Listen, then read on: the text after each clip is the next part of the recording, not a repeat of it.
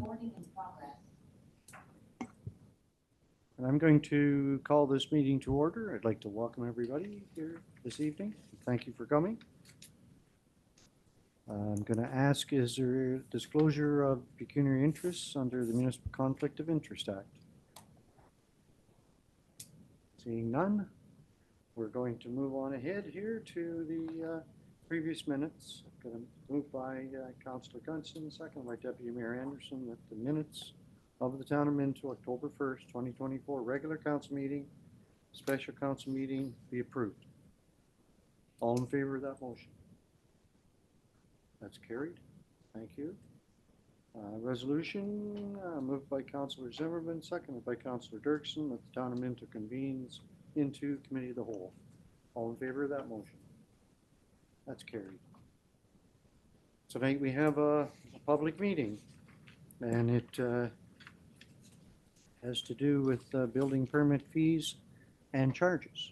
And I'm going to ask our CBO, Mr. Terry Kuipers, to present this report.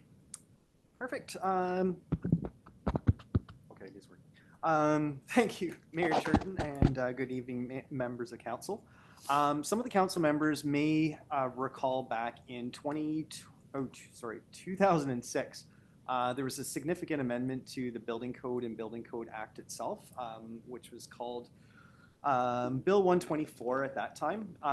The changes that were implemented through that bill had to deal with a few items. One had to do with an annual report based on a building department's fees and what it was expended for, establishing a reserve fund for the building department to operate, as well as the requirement to hold a public meeting if building permit fees are changing, which is what I am in front of you for tonight.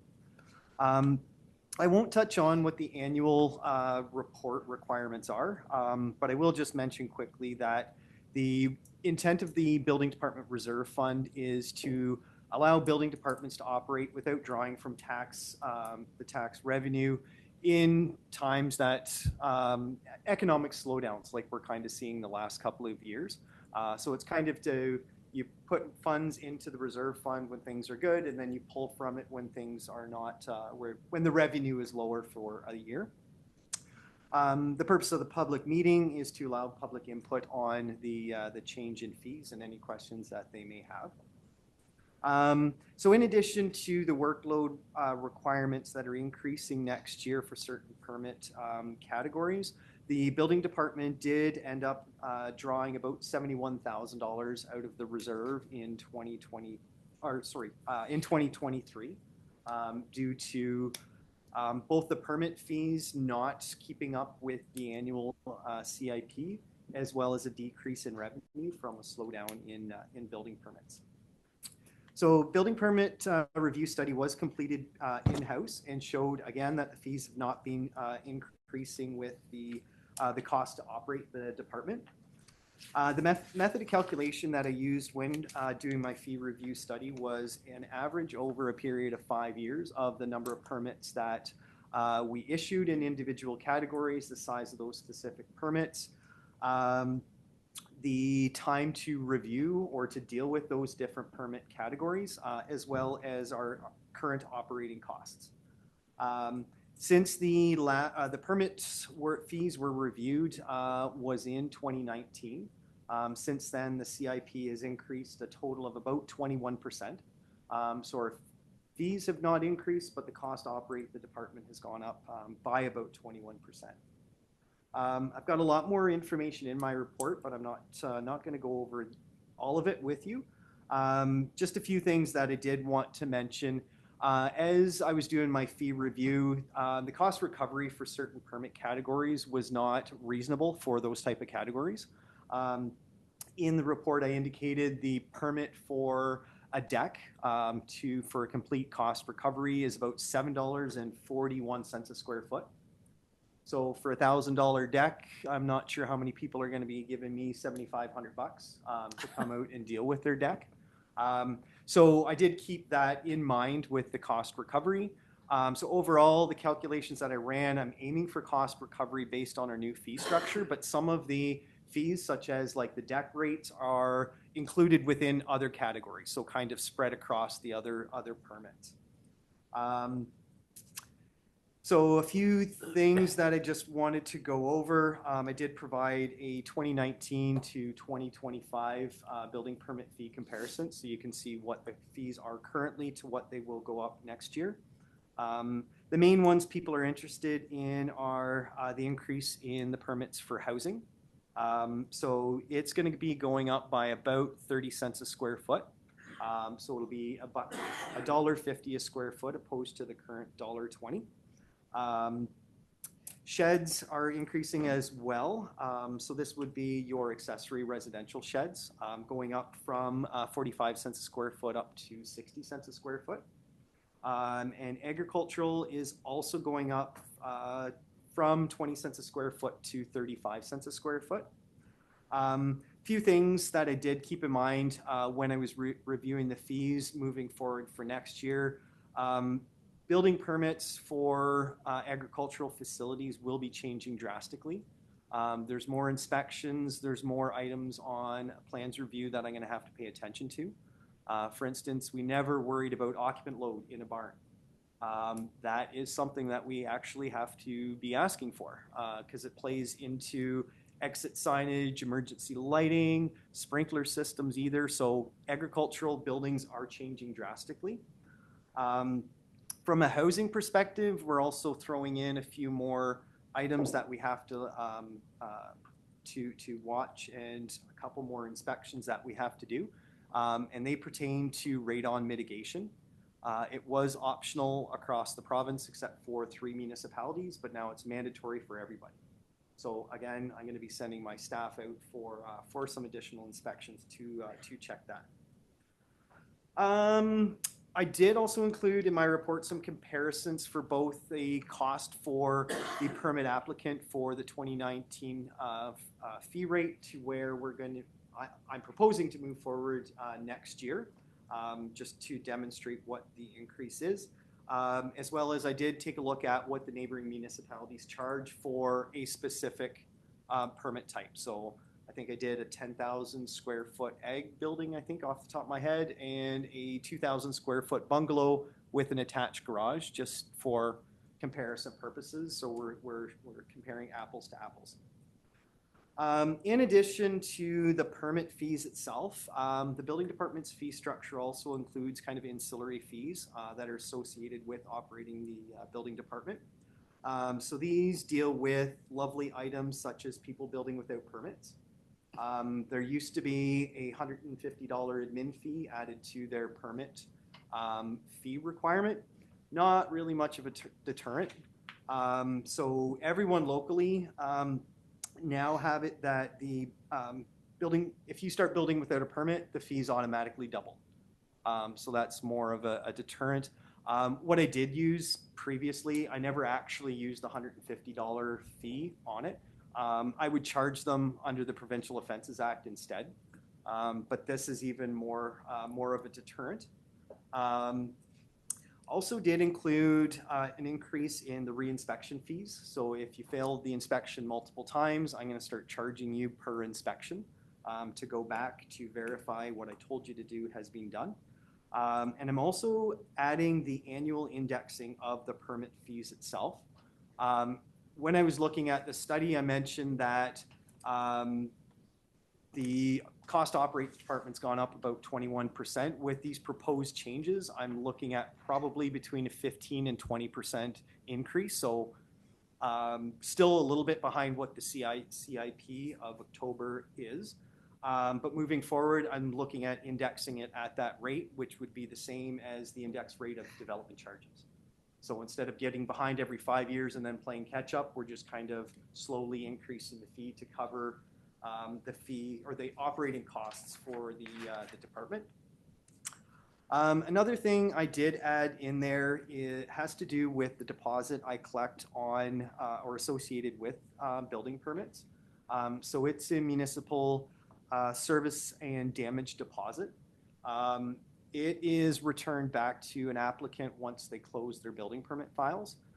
There's a few purposes in it. One is a nudge to get your permit closed, so we don't have to worry about that. The other is to have a little bit of money, which is $2,000 per applicable permit, in the event that they damage any municipal infrastructure during the construction process. So cracking sidewalks, tearing up our roads, that sort of thing.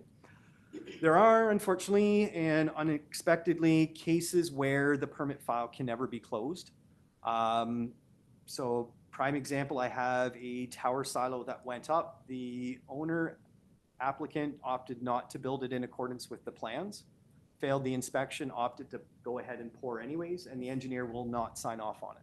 So we can never close the permit. We can never refund that deposit fee. So the parameters that I did put in there, that the refund of that deposit would be ineligible after 3 years for permits that can't be closed. Just to put that in there, because it's a magical pot of money that's sitting there and really can't be utilized for anything unless this was in place. Yeah, as I mentioned in my speaking notes here, the implementation date is effective January 1st of next year. So any applications coming in between now and then would fall under the current rate. Anything that's submitted January 1st moving forward, the new rates would apply. And if there's any questions, I am happy to answer them. Thank you, Terry. Recommendation here, moved by Deputy Mayor Anderson, second by Councillor Potnovitz. The Council of the Town of Minto receives report Building 2024-002 regarding the building permit fee review for information, and further that council passes a bylaw in open session to implement modifications to the building permit fees. Questions for our CBO? Go ahead, Councillor Elliott, and then Councillor Potnovitz. Just quickly, you were saying about the engineer signed off, you refused to do anything different. If that silo is presently being used, can they use it without you authorizing the permit, or is it just shut right down? No. So there are no requirements for me to grant occupancy for agricultural structures. So a house, I need to authorize it to be occupied or grant an occupancy permit before you can move in. There's nothing like that for ag structures. So essentially, he can use it, he can operate it. There's nothing, I couldn't force him to, force him to empty it or just leave it as is. So it's basically going to be an open permit forever. It would be that he's going to apply for the next permit for something. Would that kick into that? Nothing. Each is dealt with individually. So they could go ahead and build a silo and use it and not worry about you or the town or inspection or anything. We tried working with him to get the engineer to sign off, but it's massive liability from the engineer's perspective. So basically, if the silo happens to fall over, he's the one that's liable for it and any damage it causes. Okay, thanks. Thank you, Councillor Elliott. Councillor Potnovitz. Yes, through you, Mayor Turton. You mentioned the grading and damage deposits, Terry. So the grading deposits, if the grading, I'm just concentrating on grading here, if it's not done in the 3-year period, you keep that deposit, but does the grading ever get done? So the permit file would stay open. Typically, the trigger point for closing permits or stagnant permits is a remortgage or a sale of a property. That typically, a letter gets sent from the lawyer to us, and that would be identified. My proposal with that deposit money, if it's not eligible to be refunded, wouldn't be to squirrel it away for a project, but in the event that there's issues with the grading and we need to go in and fix it, we've got more of a pool of money to rectify a situation. I was hoping that's what you would say, because obviously it could cause some damage to other properties if it's not done correct. Yep. And if you're keeping the deposit, then you'd be almost on the hook to Fix it. go and retroactively fix it, yes. Yeah. Yeah. I don't want Gord to move it somewhere else, so I'm going to Okay. keep it. Thank you. That's it. Councillor Gunson. Thanks, Mayor Turton. So just a question about building without a permit. So right now it's a flat fee of $150. Now, doubling the permit fee, is that doubling the admin fee? Or if the permit's $1,500, doubling that? Correct. So it'd be 3,000. Yep. Okay. Okay. I spoke to a CBO from a westerly municipality, and their building without a permit fee is actually 7 times the building permit fee. Because I was thinking if it was only doubling 300, that's not enough incentive either. Oh, So no, no. This makes sense to me. Thank And you. that's why with the existing $150 add-on fee, I've charged them with building without a permit, because that, I think the fee total for that is like $860 or something like that. Thank you. Deputy Mayor Anderson, go ahead. I'm just curious about the radon testing. So is that mandatory for new builds, or do you have to go back and inspect all the houses in the community to see about radon when it wasn't a thing? So this is specific for new builds, and it doesn't just apply to new residential. It also includes new ICIs, industrial, commercial, institutional. It's not the testing that I have to do. What it is, they call it a radon mitigation system. So you have to provide the rough-in, and then if you have radon issues, you can naturally ventilate it or mechanically ventilate it. But the slab is set up for it. Okay, all right, thank you. Other questions? Go ahead, Councillor Zimmerman. So we know next year the building code is changing with like a bazillion different new features. And I realize that we have to increase fees to compensate for the extra work that you guys are doing, but is that going to slow housing starts even more? It's not anticipated that it is. I was going to throw it in my speaking notes, because I did think about that exact thing. So a 2,000 square foot bungalow with a 500 square foot garage that I had in my report as an example, back in 2019, that's about a $325,000 house. Now it's about 750, give or take. So the percentage of, even with the increase, isn't keeping up to the actual sale price of a new house. So adding, $1,000 onto a building permit for a new house when you're selling it for double the money that you did under the previous fee structure, I'm not seeing it a mitigating factor at all for slowing things down. Okay, good, thanks. Other questions? So Terry, under the new fee structure, we are looking at total cost recovery. That's our goal here. That's correct. That was the whole game plan for the building department for years. One thing, again, you all review my budget. There are portions of my department that cannot be used or cannot be paid for by building permit fee revenue. So each of my department is assigned a certain percentage of what is building code related and what's not. So hypothetically, Sama, for instance, 95% of her time is not in the building code, but 5% is. So I can't take her whole salary and take it out of building permit fees. I can only take 5% of her salary out. Same with mine and, David and Wes's as well. So there are components of my department, again, that do have to come from tax dollars. But the building code perspective is cost recovery. You did allude to the fact that you have checked with other municipalities, and we're right there with those as well in reference to our new fee structure.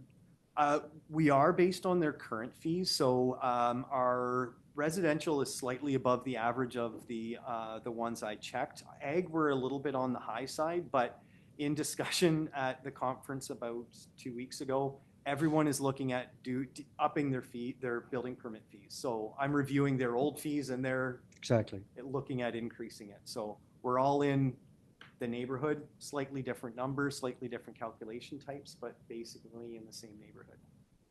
So with our CIP over the last number of years at 21%, would you say 15 to 20 is fair? Yeah. The way I see this, it's the builder that is reaping the benefit. Building the home, selling it if he's selling it. And he's the guy that should be, or gal, they should be, because our taxpayers, this is something that's mandated by the province, right? It's cost recovery. So we need to set the fee where it should be to not have our taxpayers paying for the builders. That's exactly. That's the bottom line. Exactly what Yeah. my thought with setting it up, that it's basically, it's a user pay system. Mhm. You require this service, you pay for this service. It's not offset by others. So January 21st, January 1st, 25. Yep. Do you anticipate, I mean, is there a lot of builders out there right now just kind of waiting? Do you anticipate some activity, a lot more activity between now and the end of 24? I'm not. I generally try to either get these fees implemented prior to like the busy boom Mhm. season, so people can, when they're pricing it out, have, knowledge of what the fees are to include that in their costs. Typically, things slow down when heat goes into concrete, usually November 1st. So I'm not anticipating losing much revenue between now and the end of the year with not implementing it today. Okay. This is completely done in-house, which is extremely good for you and your department. Terry, thank you very much for that. Other questions? Hearing none, then I'm going to call the question. I've read the recommendation. All in favor of the motion? That's carried. Thank you very much. Thank you. So tonight we have a delegation. Actually, we might have two. We do. So I'm going to ask Jennifer Reynolds to present McQueen Galloway Associates, Town of Minto Cultural Plan, and Belinda, you are going to be a part of this as well, correct? Jennifer is going to do the presentation, that's correct. Perfect. Jennifer, welcome. Thank you for coming. Thank you very much, Mayor Turton and members of council. You can hear me okay? Okay. We're just waiting for the PowerPoint. Before we begin, though, Mayor Turton, members of council, staff, members of the public, and any viewers, I'm delighted to be here. I'm Jennifer Reynolds with MGA Group, and I'm here on behalf of two of my colleagues that have been a part of this whole process, Andy Goldie and Tracy McQueen. So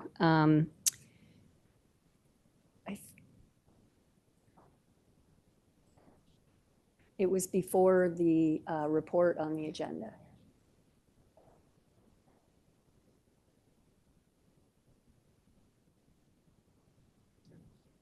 It was right in there. I have it here, so I can just, if you're okay just listening to me without seeing the slides, they're brief, there's only 9. I'll take a chance that Absolutely. I You can. go ahead. Thank you, Mayor Turton.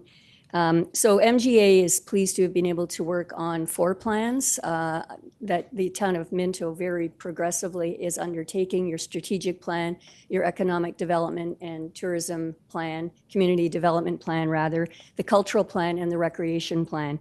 You should be congratulated for coordinating the development of these plans, and in doing so, you're providing an opportunity to ensure alignment and coordination with their implementation, which is, I know, strategically why you went in that order, and to do them all together. The agenda this evening, again, is quite brief. I'm going to outline the project objectives, the process that we undertook to develop this plan, the engagement with your very connected and excited and very robust participation by the residents, the themes that were developed. There's 6 recommendations, a summary, and then I'll respond to any questions. The project objectives for the cultural plan were outlined in the RFP that was for all 4 of the plans that I've just mentioned. That the cultural plan, in conjunction with the cultural roundtable, will endeavor to develop a strong and consistent cultural theme for the town. So the cultural roundtable have been a key driver in ensuring success previously for your plan that was done in 2011. And based upon their involvement and successes, it's expected that this dedicated group will continue to invest time and resources to move the new plan forward. The process we followed has been developed incrementally and included the following components. We first set the context. We looked at the impact of arts in Ontario. Why is culture important? The cultural landscape in Minto, your community profile, and trends. The community engagement process, which I said was very robust, and it included engagement for both culture and recreation. All of the work we did, because there is some synergies with volunteers, use of facilities, some budget, complementary budget items. So we did our engagement for both culture and recreation. And if you looked at these survey results at the back of the report, you'll see questions for both areas. We did interviews, workshops, one-on-one discussions. We talked to the Cultural Roundtable on a couple of different occasions. Over 350 people completed your survey, and we did a survey directly to cultural organizations. The themes that were emerged early on in the process using both qualitative and quantitative data were validated by your Cultural Roundtable, and they'll form the basis of the recommendations. The recommendations have been grouped under each of the 6 themes, and then there's a timeline indicating short, medium, and long term for staff to follow. The public engagement process was, the community engagement sessions were held in April, one in Palmerston, one in Harrison, and one in Clifford. Staff engagement workshops were in April, as was stakeholder engagement using a virtual format over 2 evenings in April. The survey went directly to 40 sport, recreation, and culture organizations. We did interviews with what we'll call cultural ambassadors. Oh, there it is. During June and July, and those folks were really great. They provided very unique insights. We talked to a person who runs a paper press. We talked to the person who managed the volunteer grant program for a year. We talked to a member of a band, previous president of the Minto Arts Council. So some really good insight. Overall, I would also like to say that all of the participants we talked to are very appreciative of the guidance and support provided by both town staff and council in helping them in their endeavors, and we heard that consistently.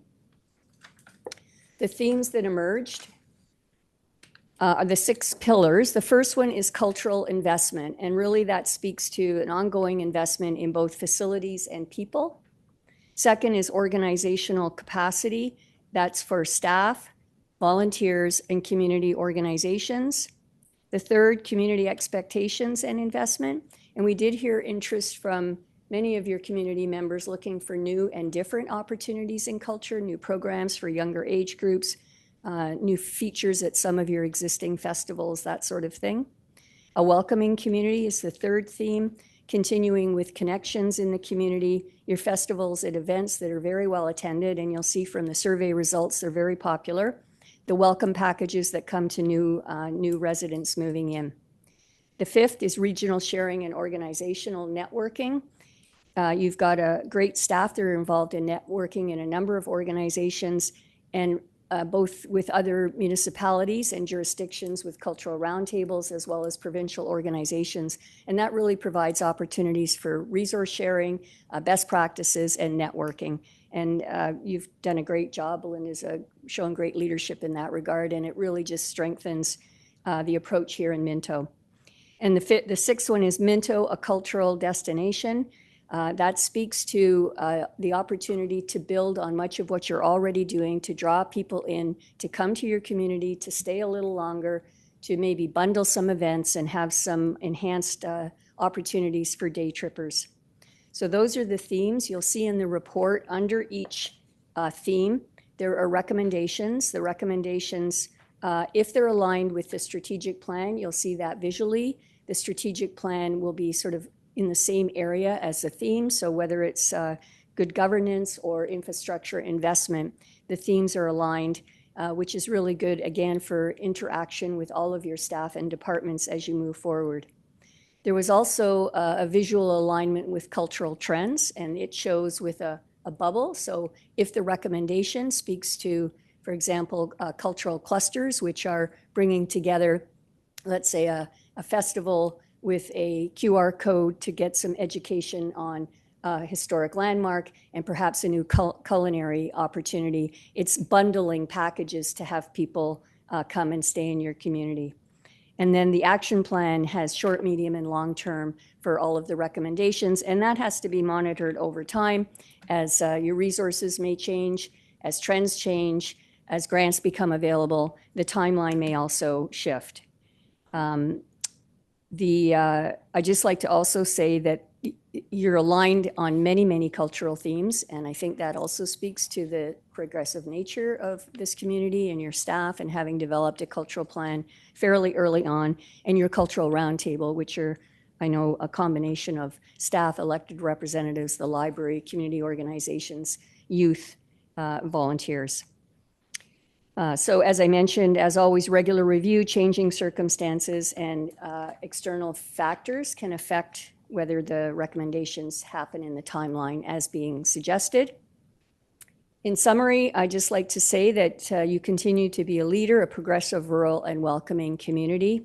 The cultural plan is aligned with the strategic plan, the economic community development plan, and the recreation plan sets council and staff up for success, and ongoing monitoring of outcomes, trends, funding opportunities, and organizational change will allow you to adjust as required. In closing, before I respond to any questions, I'd just like to really thank members of council. I was present very early on with your first sort of strategic plan discussion. Many of you were either at the open houses or some of our focus group discussions. The cultural roundtable, we met with twice, I think, Belinda, virtually. And again, great participation and their dedication to ensuring Minto has a thriving art, culture, tourism, and heritage focus is to be commended. I'd like to really thank Belinda for your stellar leadership. You're a well-respected and progressive leader.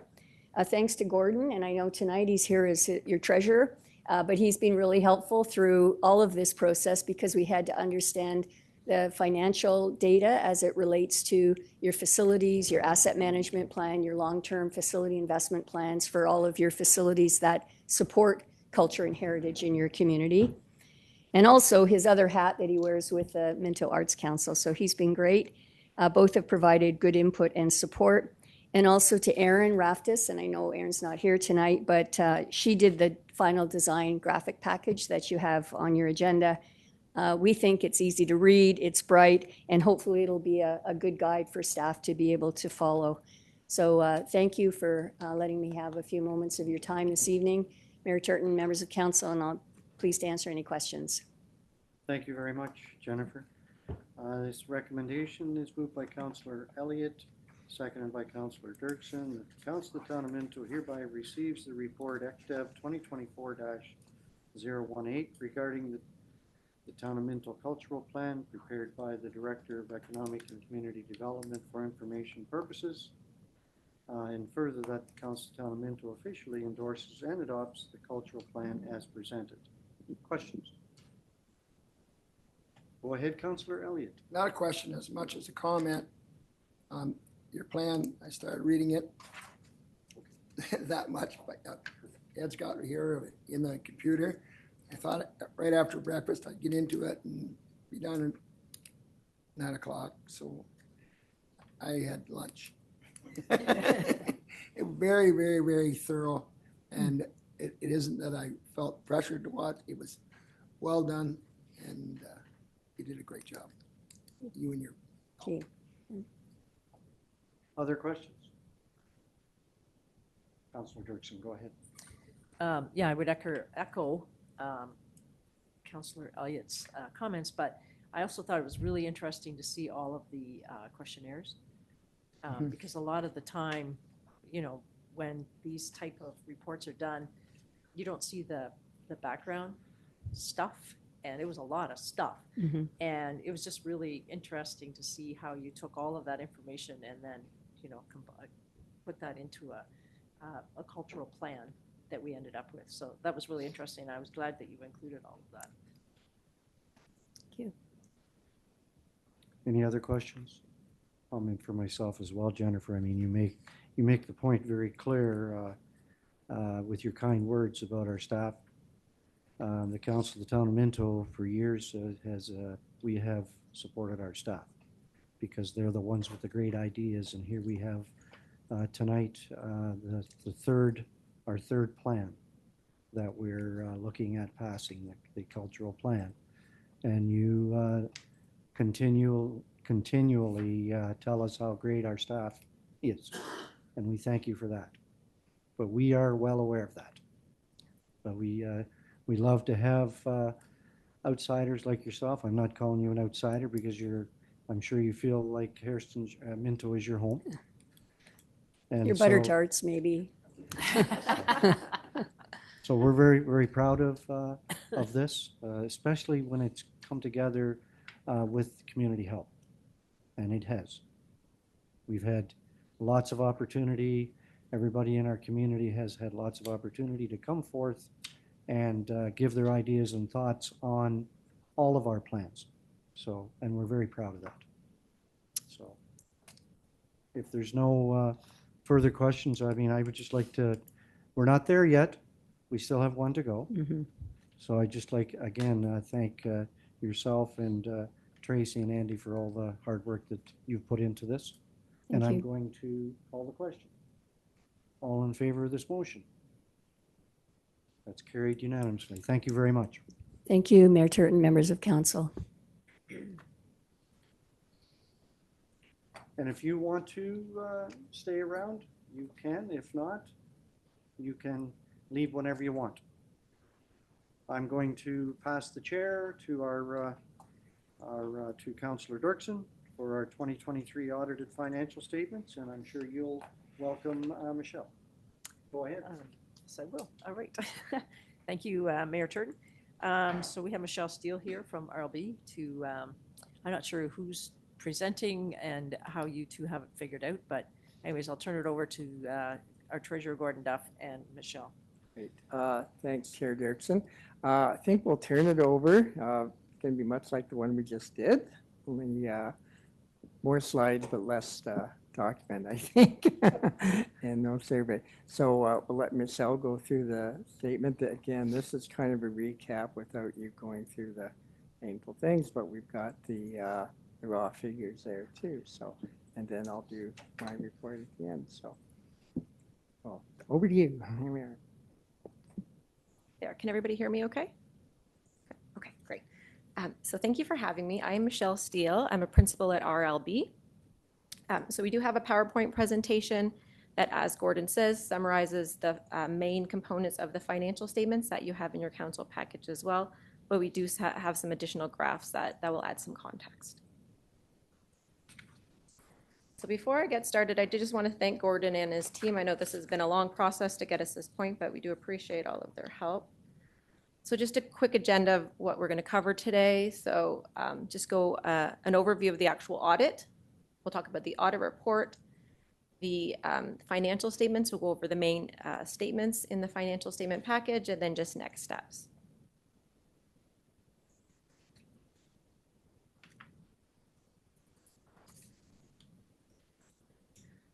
So just a high-level audit overview. So our final materiality for the audit was $600,000. So this is the financial statements as a whole. We do use significantly smaller thresholds for the individual financial statement line items, but the financial statements as a whole, we use $600,000. So we did send a pre-audit communication letter to council last fall. So there's been no changes to the key audit issues, any of the risks, or any of the planned procedures that we did communicate in that letter.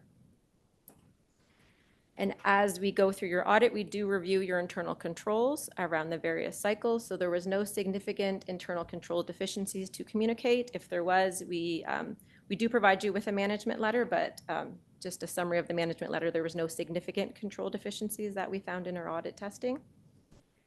There was no known independence issues. Of course, if there was, we'd have to bring that to council's attention. And then as part of the audit, we recorded 2 adjusting entries. So that's very minimal if you look at any of our other municipalities. So Gordon had done a lot of the adjusting entries himself with respect to tangible capital assets and your reserve fund activity. So there was 2 entries that we posted just for some reconciling pieces there. And then we had 6 unadjusted differences. So anything that we consider immaterial or below 5% of materiality, we track in our schedule of unadjusted differences. So they're not material to the audit, so we don't, want to be adjusting for $5 here or there, but we do track them so at the end we determine that as a whole together they're not material. So that's included in the representation letter as well. Now we can get to the actual financial statement. So Your audit report, it spans over 2 pages, but just a quick overview of it. So our opinion, which is at the top of the 3rd page, says the financial statements present fairly in all material respects the financial position, the results of operation, and the cash flow of the town of Minto. So this is accordance with Canadian public sector accounting standards. And then it goes on to talk about how our audit is conducted in accordance with Canadian generally accepted auditing standards as well. So the report does go on to talk about the responsibilities of management, the responsibility of the auditors, but the report itself would be the same as last year. But that's essentially the main component. There's nothing that we found in our audit testing that would change our opinion. So getting to the actual statements. So the first statement is your statement of financial position. So this would be your balance sheet if you were in the for-profit world. It's essentially a snapshot of the municipality as at December 31st, and it includes the municipality's assets, your liabilities, and your accumulated surplus.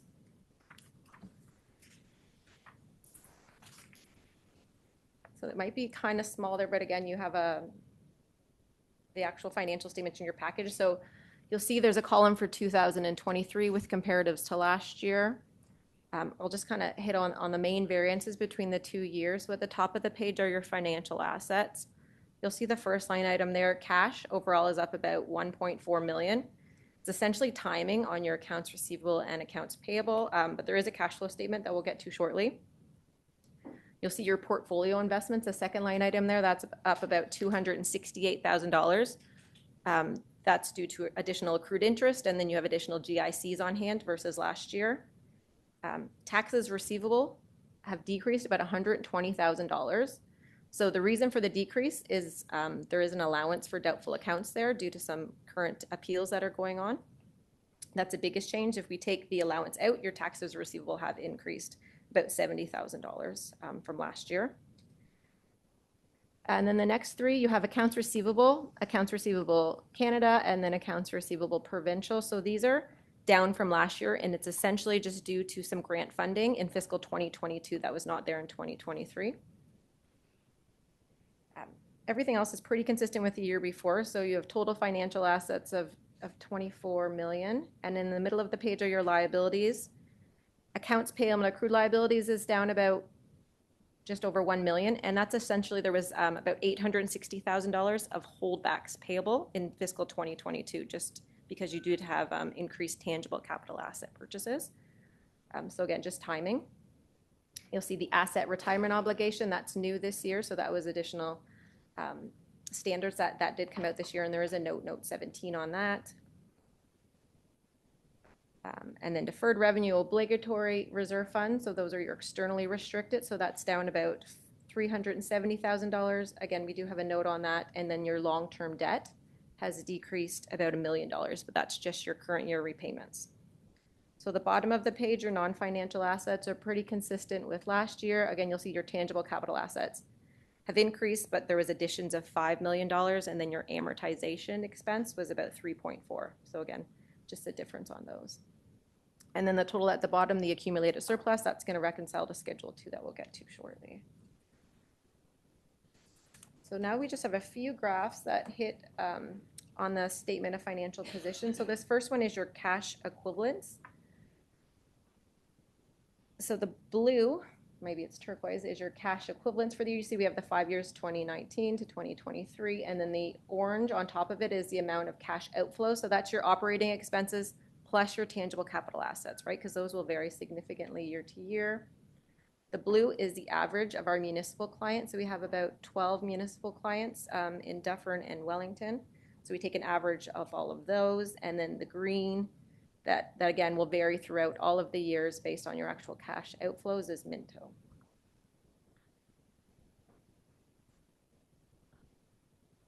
Go to the next one.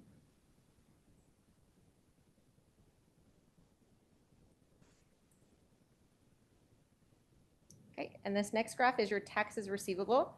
So again, so that we can make each municipality comparable, we've taken your taxes receivable as a percentage of your total taxes levied, so that we can essentially compare apples to apples. So the blue is the average of our municipal clients again, and then the green line down below is the town of Minto. So you'll see that your taxes receivable as a percentage are quite lower than the average, so that's very positive to see. We've seen the reverse at a lot of municipalities. As you see, the blue line's been creeping up the last couple of years, so that is very positive to see that you have a stronger handle on your taxes receivable collection.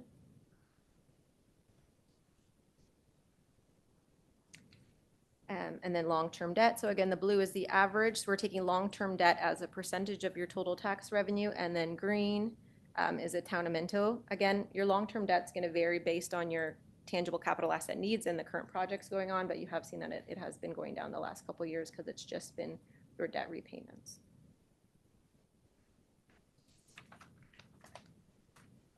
And then the next three are on your tangible capital assets. So again, this is taking capital additions as a percentage of your total tax revenue. Blue again is the average of the other municipalities, and then green is Minto. So again, you'll see you had significant tangible capital asset additions in 2022, whereas the current year is pretty consistent with the last couple of years.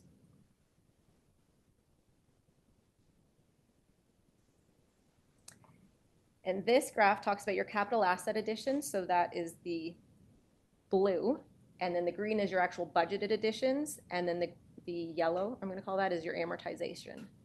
So this bar graph shows, again, the 5 years. Your budgeted tangible capital asset additions are higher in most years, but again, sometimes those projects carry forward, so the same project could be sitting in more than 1 year on that. But the positive thing to point out here is that your additions are higher than your amortization. So because building a bridge in 2023 is more than it was 10 years ago, you want to make sure you're investing in your tangible capital assets more than the actual amortization expense on those previous assets are. So that's something that you'll see in all 5 years here, but I just wanted to point out as well. And then there's just one more graph on tangible capital assets, and this is just based on the funding sources. The purple is your capital grants, so your colors are different than mine, and then yellow is other. So the yellow for the current year is your proceeds on disposals of tangible capital assets. The orange is your levies. I'm going to say it's turquoise is your reserves and reserve funds. The obligatory reserve funds, and then the green at the very bottom is your reserves. So this just shows how each year how your tangible capital assets have been funded. Again, you'll see larger purple bar last year because you did have increased capital grant funding.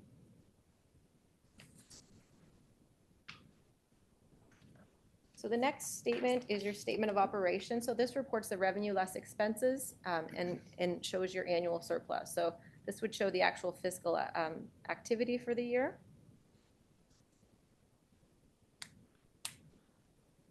So again, you'll see we have a column for 2023 with comparatives to last year. This year also, we also have the 2023 budget. So this is your cash budget adjusted to the accrual basis so that we are comparing to the current year.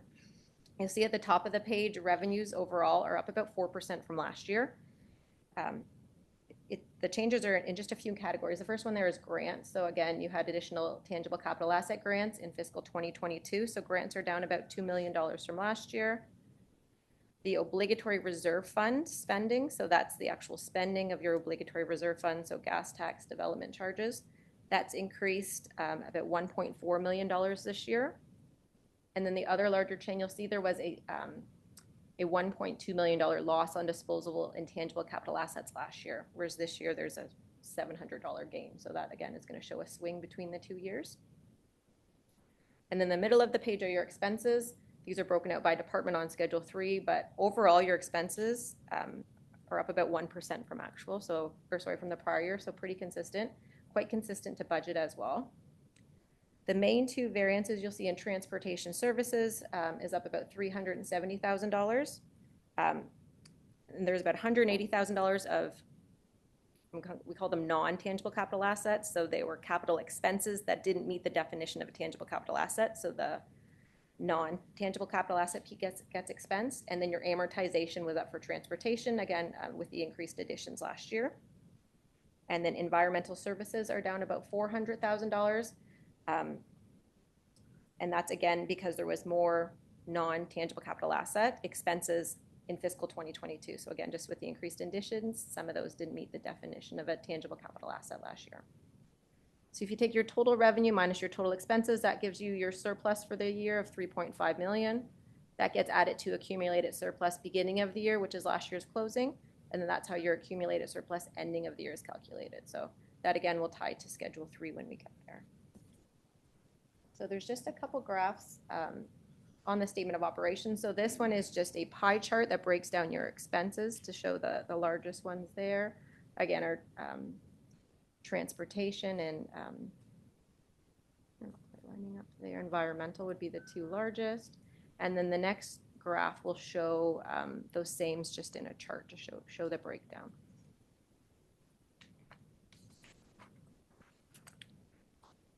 So the next statement is the statement of changes in net financial assets. So essentially, it just reconciles your annual surplus to the change in the year, and this is all your non-financial capital, non-financial asset activity.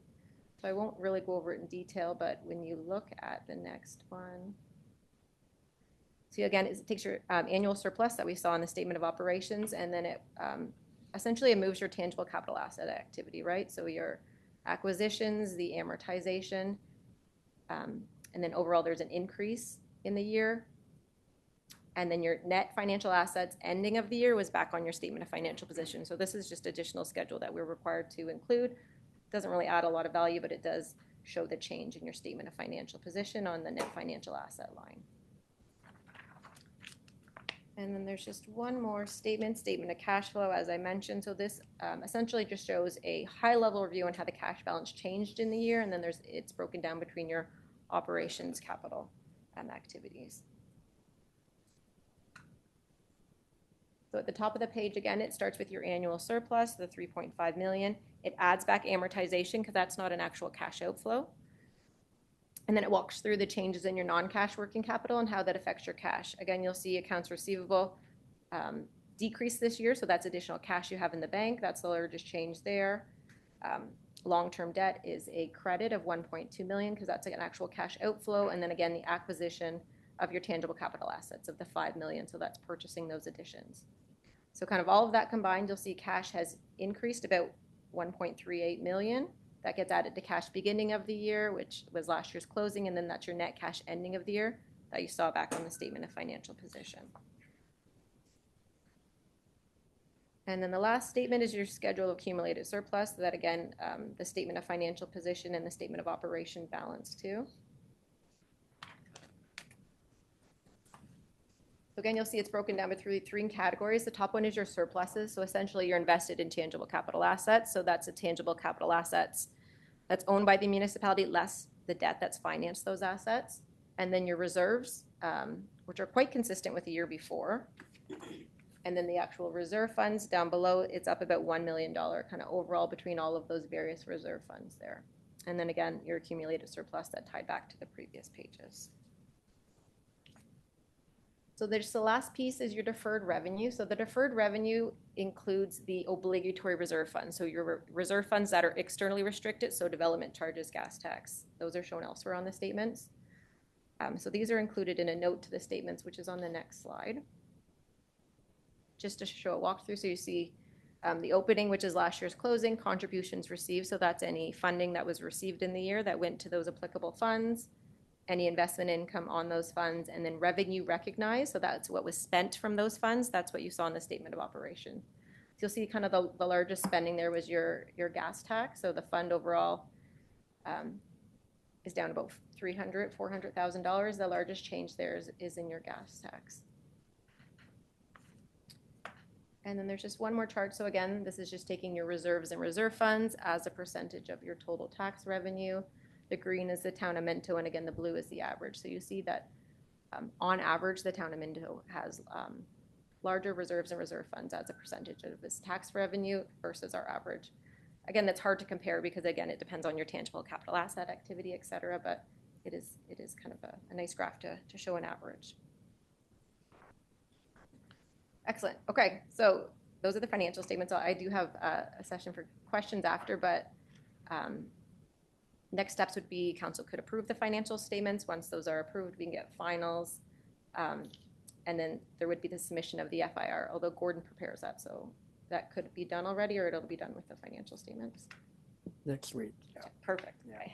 So that's kind of the next stage is just to wrap up the audit. So are there any questions? I know that's a lot at once. We tried to put the graphs in there to make it not so boring, but welcome to take anything. Thank you, Michelle. Are there any questions? Oh, Mayor Turton. Thank you, Chair. I have a question, and I think it was on the and I think I know the answer. I just wanted to confirm that. It was on note 7, the long-term investment. That's Westario. So that's on page, The 1,696,000? sit, or Yeah, that that's it. stays the same every year. Yeah, so it's been the same ever since it's been there. It's recorded at cost, and it's also something that's very difficult to estimate the market value. Mhm. That's been the same for, should be, what, 22nd year, I guess, yeah. 22nd, yeah. Yeah. Thank you. So you're very thorough. I really like your report. Those pie charts and your graphs are much easier to understand than some. I mean, you go through there and you talk about, the statement of change and cash flows and all that. You explain what it's about before we get into it. So it's I kind of like that. So thank you. Okay, anyone else? Okay, thank you. Did you want to add anything, Gordon? Yes, yeah, Ah. certainly. I I'm knew you might. always interested to see how what we actually do shows up in these figures, and the graphs make it a lot better. So, as you know, the main thing we did in the last few years is we borrowed money in 21, and we spent it mostly in 22, a bit in 23. But we spend it on Clarifier and White's Road, and because we're a relatively small municipality, 1 or 2 capital projects just, they really influence everything. And probably if things are going the way we figure, we're probably going to borrow about a year from now and spend it in 26 and 27. So you're going to see a lot of the trends just flip up again, and 26, 27 will look more like 21.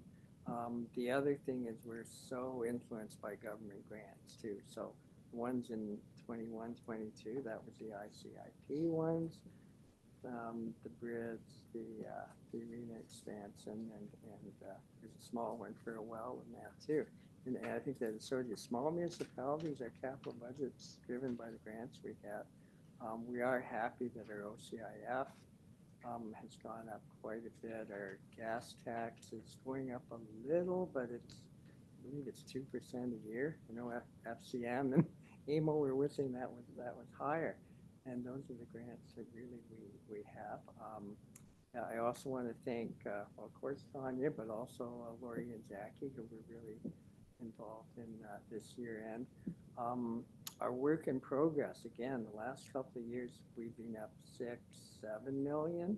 But again, last year, we didn't really initiate that many projects, but we finished a lot, especially in the roads, water, wastewater.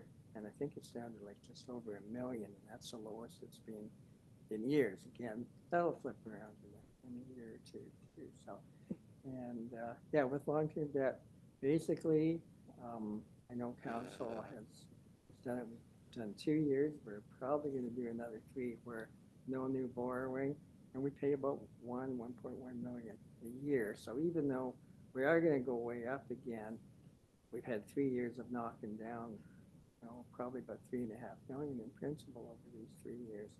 So the increase won't be as much, and we've got a few irons in the fire for grants too, but that's very competitive too. So I think my report really, you hit the highlights very well, and it's very text and number heavy. So yeah, and unless there's any questions, I'll move forward to the recommendation. Councillor Elliott has a question. Gord, financially, you're talking about things will change next year. You're talking about big dig will. Yes, I am. Is that what you're talking about? Big, exactly. large project we haven't Yeah. promised them. And it sounds like we're not going to do a lot of shovels in the ground next year, but we'll probably prepare for it. And it'll be very similar, like what we prepared in 21 and in 22. Thanks. Anyone else? I'll read the recommendation. Moved by Councillor Gunson, seconded by Councillor Zimmerman, that the Council of the Town of Minto hereby receives Report Finance 2024-017, the 2023 audited financial statements prepared by the treasurer for information purposes. And further, that the council of the town of Minto approves the 2023 audited financial statements and financial information return as presented. Is that what that's supposed to say? Yes? Yes, yep, yep. Okay. Basically, you're endorsing audit, and sometimes grants or applications will ask for council approval of financial statements. And, Okay, I just didn't know whether the FIR was completed or not. it virtually is. It isn't audited.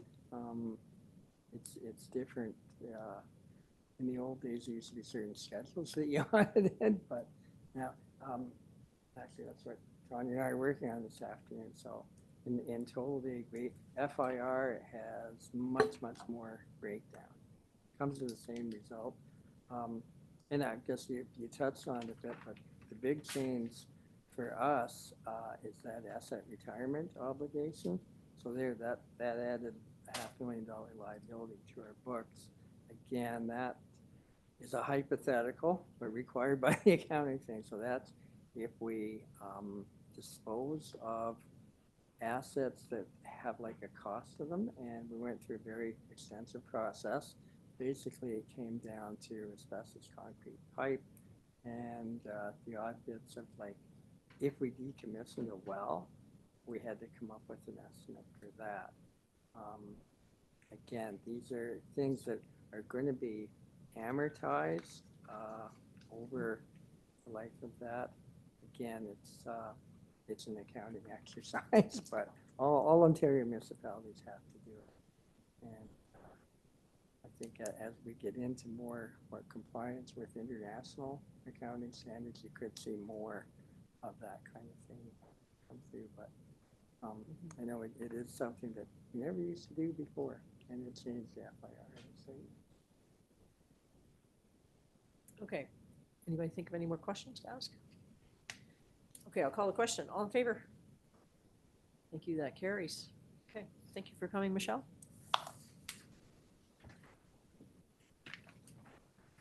Turn the chair back to Mayor Turton. Thank you very much, Councillor Dirksen. We are moving along to public question period. Questions? Any questions tonight? Okay, seeing none. Sorry.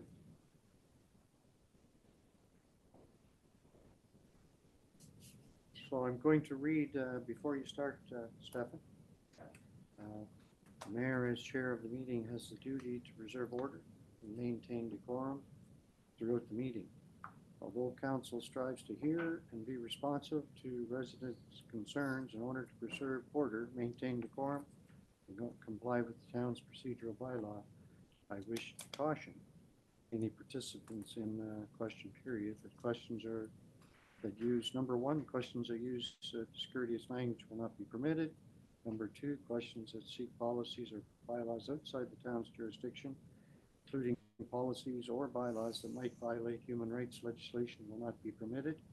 Anything that constitutes speeches or statements not in the form of a question will not be permitted. And repeat questions will not be permitted, including the repetition of questions from prior meetings. All persons shall be limited to no more than 2 questions. So, Stefan, the floor is yours. Welcome. This has to do with the financial report. I just listened to it, and make it straightforward to you, money doesn't mean nothing to me. I could live without money. So it doesn't mean anything to me. But what I'm wondering is, through school, through some of the little stuff I learned, is the only way you can borrow money, you have to own something. So what I like to know is, what does Minto Township owns that it can borrow money? Okay. Right now, our treasurer is outside, unless CAO or Tanya. I know the one is Westario for sure. It's 1.69. I asked that question. And I know that Gord will be able to answer that. Do you have a second question? Well, it depends what he's gonna Okay. answer me, then I maybe have a Perfect. second question. Yeah. But just the same as with Westerio. Yeah. Like, is that a share you have in Westerio? We do. I see. So, Stefan, if you don't mind. Question. Gord, thank you very much for coming back. Stefan has a question in reference to the financial statement. Like, in order for me, for example, I don't know nothing about finances, straight honest with you. Money doesn't mean nothing to me. I sooner live without it. But anyway, here it is. In order to borrow money, you have to own something or have a job or do something. So what does Minto Township owns? So that's one of the things that's different from a business. What is our, like, if you're the bank or you're an investment fund or whatever, why would you lend money to the town of Minto? We have the power of taxation. So if we sign something that we're going to repay a loan of $5 million, it's not that we're going to go out and sell a well or something like that. We have the power to raise the money to make the loan payments. And these statements, and also having a clean audit, it means that the figures are real, but we're not like me personally, I would put up my house or put up something like that, and you'd have something. Whereas, yes, we've got $88 million in assets, but they're not marketable. They're pipes in the ground and roads and this building and things like that. That's not what gives us the power to obtain financing. It's the power to earn income, if you like, which is taxes and water fees and things like that.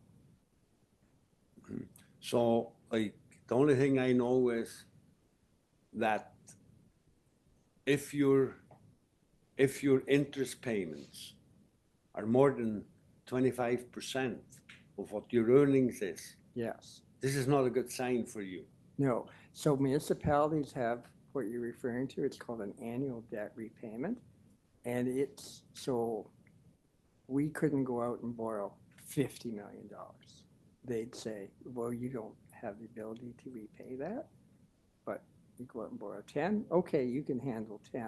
So that's like, in a way, it is like a person, like they're not going to give a mortgage for a $3 million house if you make $50,000 a year, but they might for a $300,000 house because the bank figures, well, you can support that, and we're the same. So, like, for example, you don't have to, like, because you said you own pipes in the ground, whatever, and because you control that, like, you're receiving tax money. So in one sense, it's actually the taxpayer that are, it's the people. that's Yes. the taxpayer's debt, then in a sense, the way I look at it. Yeah. And so if you wound up the municipality, say, somewhere, you would have to pay all the debts and all that, and you'd have to like sell what you could do that too.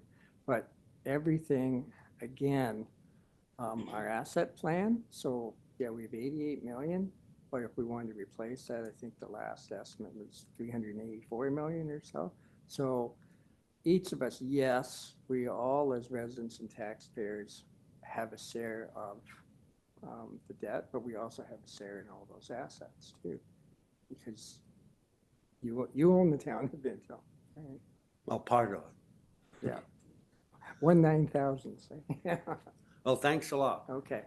Gord, Stefan, great question. Thank you for that. So can you elaborate a little on their AAA rating through the county in reference to? Yeah, so that's kind of the same thing. Again, we're fortunate. Our county has a very high, like Dun and Bradstreet rating. So if you go beyond it, okay, you can get the money. How much interest are we going to charge it? If you're a lower risk, you're going to pay a higher interest rate. And I believe Wellington County is one of the highest in the whole province. It's excellent. Again, it's not that the county's putting up their housing and their roads and their works yard. it's the ability to tax and have a well-run municipality. They get the audited statements as well. So. Okay, thank you Okay. very much, Treasurer Duff, and thank you for the question. Other questions?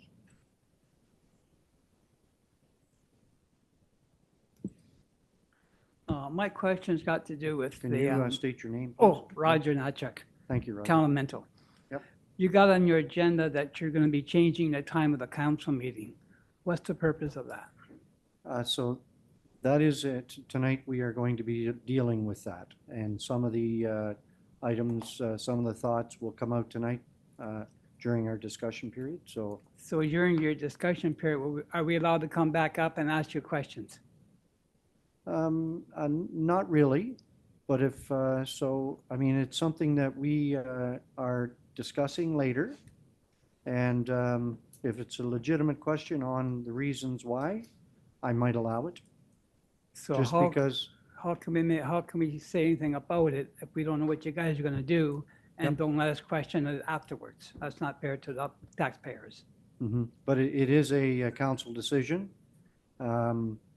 I mean, if you've got a question now, we could certainly answer it.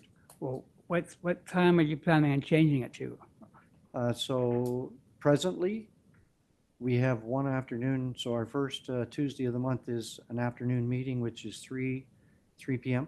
Mhm. And our second council meeting of the month is at the third Tuesday, and it is 7 p.m.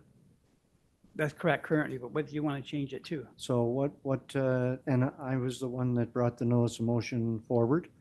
And so in discussions with some of my colleagues around the county, around the province, there has been numerous municipalities have changed to, some of them have morning meetings, some of them have afternoon meetings, but there's quite often they have 2 afternoon meetings a month. And that's the direction that I would like to see, but we have 7 councillors, 6 councillors, a deputy mayor and a mayor, and we will have a vote. So does the taxpayers get a chance to vote on it? Or just whatever you guys decide and don't care about what the taxpayers say? We always care about the taxpayers. That's not an issue. But yes, the council, the elected officials in this room will make the decision.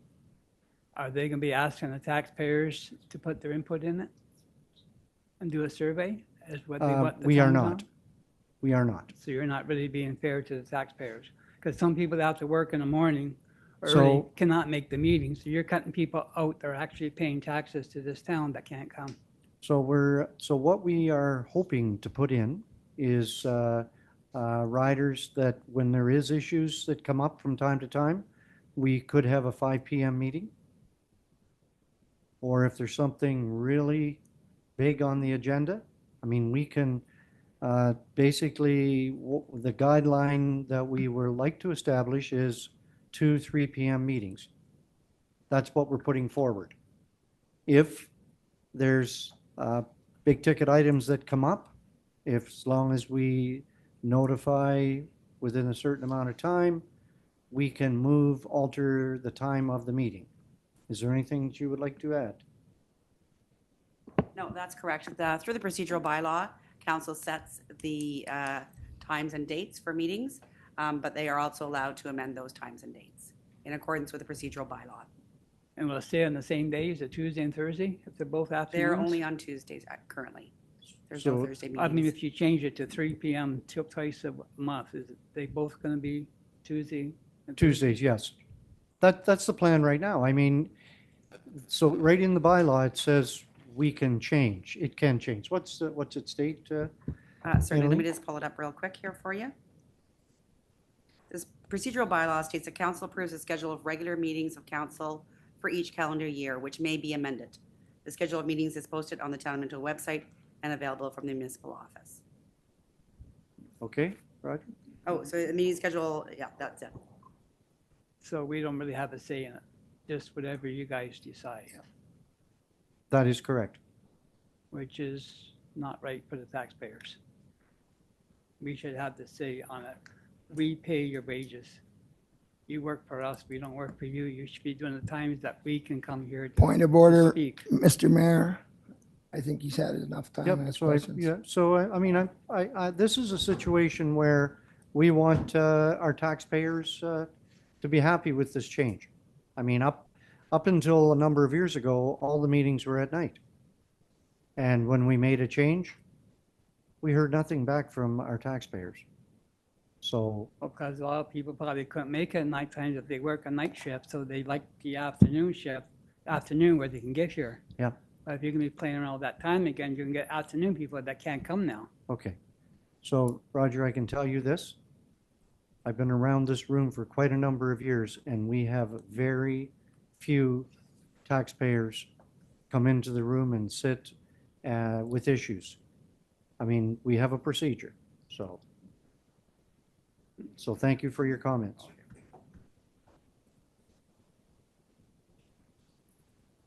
Any other questions, public question period? All right.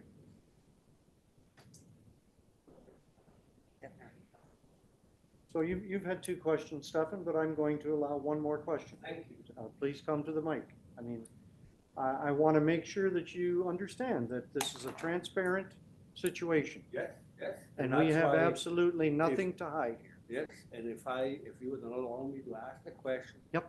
I respect that. Go ahead, sir. Anyway, this is, I'm Stefan, council. What I'm surprised is really right now is that I asked a question before. Who owns the township? How can you borrow money, whatever? So basically, it is the taxpayer that owns the township. And that's the reason we elected you, or supposed to. And yes, shame on me. I have not come to meetings for a long time. I went to meetings, but the one thing is, I don't know money. But the one things I do truly understand is democracy. Mhm. That's all I'm going to say. I'm not even have a question. But what you're doing tonight here, you said it is you going to make the decision on that. That's not democracy. Thank Okay. you very much. Thank you very much. Okay, so we're moving on into correspondence. And I have a motion by Councillor Dirksen, seconded by Councillor Gunson. The council receives the correspondence as for information. So we have quite a list of correspondence. The big dig is basically for information. That's invitations to some meetings we're having.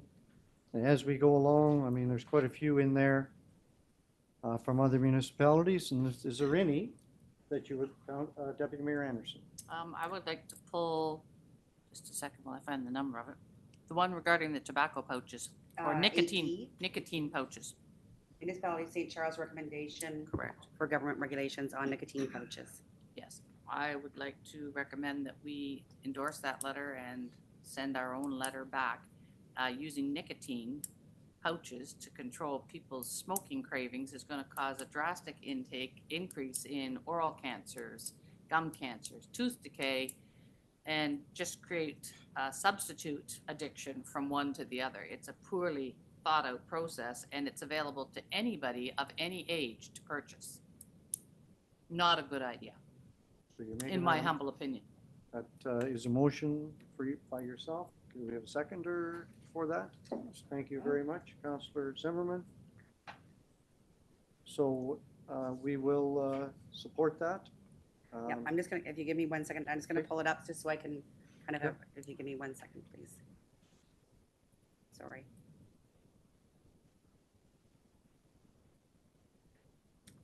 Yeah, so what we'll do is we can pass one that be resolved that the council of the town of Minto hereby supports, it was a resolution passed by public health. We can just support the resolution from St. Charles Charles, in yeah. regards to nicotine pouches, and we'll send that out along with their letter.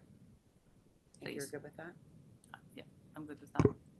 Other items, we can, if there's other items we want to support or pull, we can put them under the same mover and seconder. Hearing none, can I have a seconder for Deputy Mayor Anderson's motion? Councillor Zimmerman, thank you. Okay, so we have two motions to pass So here if we can pass that one first. tonight. Yes, we'll pass the one from St. Charles and the nicotine pouches. All in favor of supporting that? That's carried. Thank you. And then we'll go to the main motion here on the correspondence received. All in favor of that, the rest of the correspondence? That's carried. Thank you very much. We are moving along here to committee minutes for approval, which we have none, and then staff reports. We'll pass this along to Councillor Gunson. Thank you, Mayor Turton. So tonight we got 4 reports. Mike McIsaac's going to report on all 4 of them. The first one is going to be Housing Enabling Core Servicing Fund application. Go ahead, Mike. Thank you, Chair Gunson. Yeah, the 3 of the reports are looking for council endorsement to submit applications for different funding sources. The first one is, like Councilor Gunson mentioned, the Housing Enabling Core Servicing Fund, which is primarily for roads and bridges, either new or rehabilitations. The other component to that is they do other eligible costs are associated with sidewalks, street lighting, pedestrian crossover, and stoplights. Talking with county staff and town staff, we did look at various other projects, and we found that this the project for Wellington Road 123 and Main Street, Palmerston, for the bill of this application. And when it comes down to the review process, the application assessment, additional consideration is given to joint projects to optimize housing enabling outcomes. This funding stream is 50% funded by the province, up to a maximum of $20 million, and then the other 50% by the municipality. Is there any questions?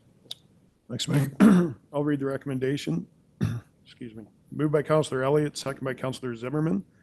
The Council of the Town of Minto hereby receives report PW 2024-022, Housing Enabling Core Servicing Fund, prepared by the Roads and Drainage Manager for information purposes. Further, that the Council of the Town of Minto approves and endorses the submission of a joint grant funding application with the County of Wellington for the reconstruction of Wellington Road 123, Main Street, Palmerston, project under the Housing Enabling Core Servicing Fund. Any questions for Mike? Mayor Thank you, Turton. Mr. Chair. It's not really a question. It was just to add a little bit to your preamble there, Mike. As Councillor Anderson and myself, we sit on County Council, and this particular project was discussed at the county level, and it's a situation where it can only support one of these housing enabling core services grant. And we, as the council of the county of Wellington, there was 2 that came up for the discussion that day, and the one is on 109 below Arthur. There's 4 bridges there that have to be replaced, and there's not a lot of infrastructure under the ground, and so we looked at it in such a way that which one of these 2 projects has the best opportunity for receiving the grant. And after the motion and the vote, the county accepted the Palmerston Main Street because, I mean, it's, as you said, joint applications, and I mean, the town, so split that road up a little bit. The servicing, curbs, gutters, sidewalks are county responsibility, and correct me if I'm wrong, Mr. Treasurer Duff here, but the pipes and the infrastructure underneath belongs to the town of Minto. Actually, we have the sidewalks and Okay. streetlights. The county Perfect. is the storm and the road, yeah. Okay, thank you for correcting me on that. So this was discussed at the county level, and it was decided that the county would support town of Minto on this project. So again, it's 50%, but every little bit helps. So thank you. Any other questions? Did you No, you just got a twitch over there.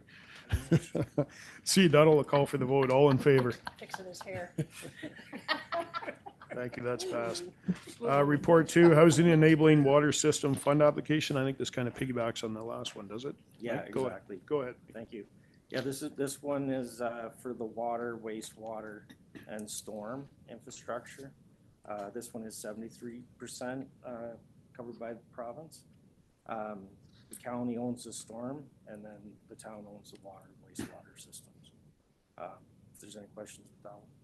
I'll read the recommendation. Moved by Councillor Podnowitz, second by Councillor Dirksen, that the Council of the Town of Minto hereby receives report PW 2024-023, Housing Enabling Water Systems Fund Application, prepared by the Roads and Drainage Manager for information purposes.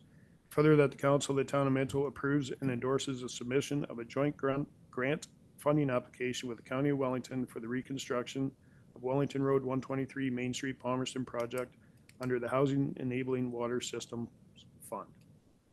Any questions for Mike? Councillor Through Bodnar. through you, Chair Johnson, how much is in the pot for this funding? How much is in the pot? Yeah. If I remember right. 400? Yeah, Yeah. 400 million for the province. For the province? Yeah. What are our chances of getting 73%? Flip a coin. Zero if we don't apply. Better than the last round? But they do have caps on the project. So water, wastewater one is up to a maximum of 35, and then the roads one is up to a maximum of 20. So they're not $100 million project is still capped at that maximum source from the province. Good luck. Mayor Turk. Yeah, thank you, Mr. Chair. I think the advantage that we have here is all the preliminary work that we have been successful at doing. I mean, we've been working on this for a while, and you know, the last maybe mid-August, mid to late August, this grant was thrown out there when we were at AMO, and so for people to get their grant applications finished in a couple of months, you know, it questions how many people will be able to do that. But again, with the preliminary work that we've done with our engineers and with our town and the county, we might have a legitimate chance. So this is an application-based grant, the worst possible kind, right, Gordon? I mean, it's a Good for the people that get it, and we being on both ends. So we need a little bit of luck. Thank you. Thanks. Any further questions? Yes, Councillor Elliott. thank you. Would this be considered a large project compared to what everybody else will be applying to? I don't think so. So in fact, they'll want to share a lot of the money around. So they may not go for that huge project. And I think with a little bit of luck, and not a lot of luck, a lot of participation with new people to prepare for this, I think we have a really good opportunity to do this because, again, the government doesn't want to put all their money into one pot. So if we're one of the smaller pots, we probably could get it. Thanks. Any other questions? I'm looking over there, seeing if anybody's going to twitch. If no further questions, I'll call for the vote. All in favor? Thank you, that's passed. Number 3, Connecting Links funding. Go ahead, Mike. So this is basically the same report as what I brought last year about this time for the same location. We were unsuccessful for the Connecting Link funding last year, but it's available. It's 90% provincially funded, so hopefully council will endorse this one as well. Thanks, Mike. I'll read the recommendation. Moved by Deputy Mayor Anderson, second by Councillor Elliott, that the Council of the Town of Minto hereby receives report PW 2024-024, Connecting Links funding prepared by the Roads and Drainage manager for information purposes, and further that the council of the town of Minto approves and endorses the submission of an application for Highway 23 Arthur Street West project in Hairston under the 2025-2026 Connecting Links program. Any questions for Mike? I don't know what happened to it. I think Ed touched it. Any questions for Mike? Seeing none, I'll call for the vote. All in favor? Thank you. One more. Winter maintenance contract, County Road 2. Go ahead, Mike. Thank you. So this one is just a brief report on winter operations of Wellington Road 2 within the town limits of Clifford. Historically, we have completed the winter maintenance of the entire County Roads 2 and 3, 14.4 kilometers in length. The county has, they're planning on taking that component over the major part, but they still would like the town of Minto to look after the in-town portion of County Road 2, which is essentially Allen Street West and Minto Street North in Clifford, just within the town limits. Okay, thanks, Mike. I'll read the recommendation. Moved by Councillor Zimmerman, second by Councillor Podnowitz. The Council of the Town of Minto hereby receives report PW 2024-025 Winter Maintenance Contract for County Road 2, prepared by the Roads and Drainage Manager for information purposes. And further that the Council of the Town of Minto agrees to provide winter maintenance services on behalf of Wellington County on Wellington County Road 2 for $9,000 per kilometer for the 2024-2025 winter season. Any questions for Mike?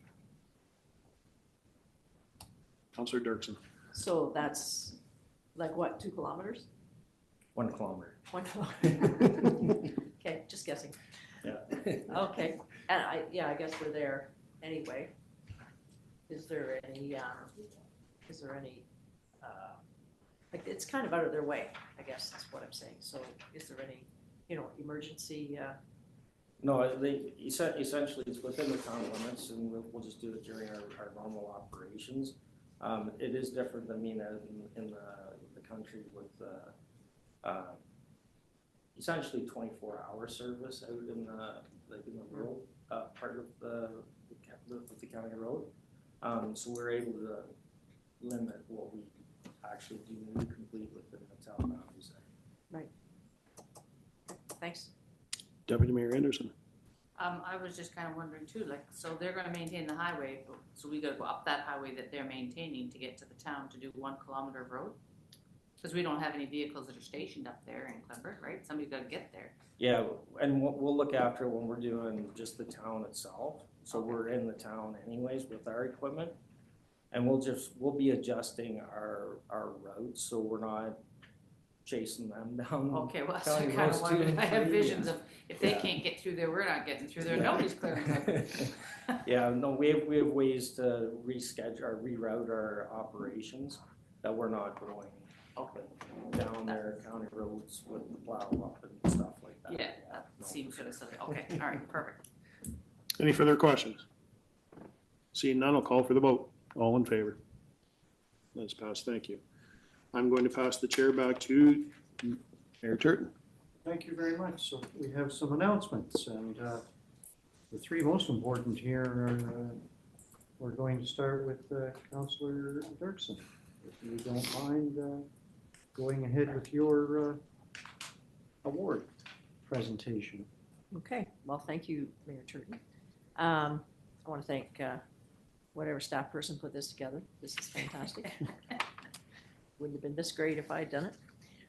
So this is for Treasurer Gord Duff, one of 3 of our wonderful staff people who are going to be recognized this evening. On September 19th, 2024, Treasurer Gord Duff was awarded the Susanna Dielman Award at the Municipal Finance Officers Association Conference. I hope I'm saying that name right. Okay. The criteria for this award represents the spirit of Susanna Dielman, focusing on giving back to the municipal finance sector and giving of themselves. Since joining the municipal sector, Gord has been dedicated to making our working lives better and improving the entire sector. Formally, he has served on several committees and task forces on specific projects such as vacancy rebates, legislation affecting small municipalities, and asset management, as well as the Ministry of Municipal Affairs and Housing / Municipal Finance Officers Association Budgeting and Long-Term Financial Planning Action Group. When the Municipal Finance Officers Association launched the then weekly discussion forums to help municipalities through COVID, Gord was one of the first people to sign up right away, and that has not changed. To this date, Gord is an active participant. He asks questions and suggests issues and topics for discussion. He offers to share his knowledge of problems within the municipal finance sector, as well as offering solutions or suggestions to others. For Gord, giving of himself means that other multi-hatters know that they are not alone, that the challenges are not unsurmountable. That you can continue to work through problems with a smile, laugh, and sense of humor. Gord's smile is always there to let people know there's hope, which, as we all know, is so important. Gord is dedicated to municipal finance and working together to forge a new and better path forward. This is the spirit of Susanna Dealman Award. And I saw him on Facebook with this award, but somehow it ended up on my desk. So I'm assuming I'm supposed to maybe present it? Yeah. Okay.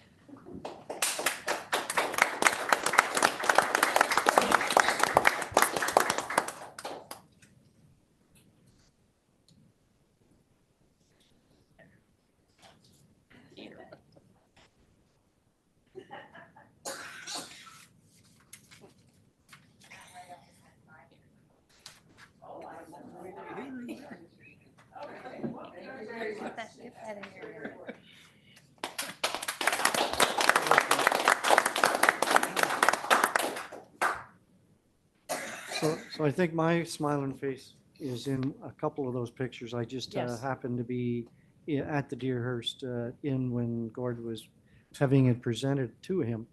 And before the process and after the process, I talked to many people up there who I had no idea who they were or how they stacked up in the financial district.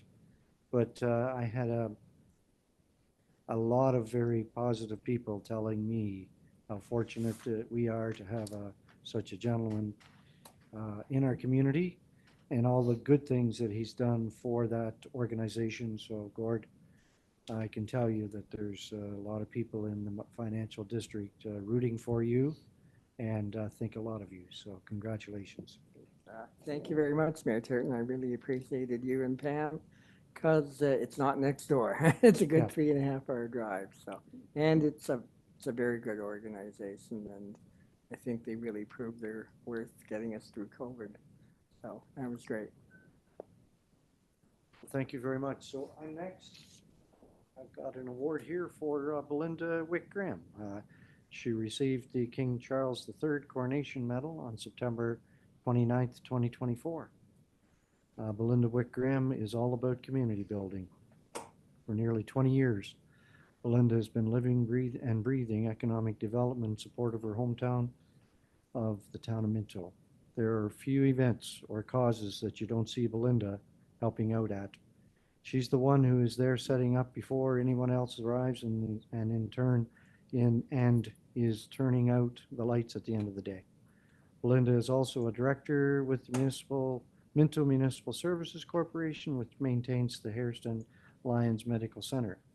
She serves as the president of the Economic Developers Council of Ontario, EDCO, where her leadership is helping to share her success in Minto with communities across Ontario.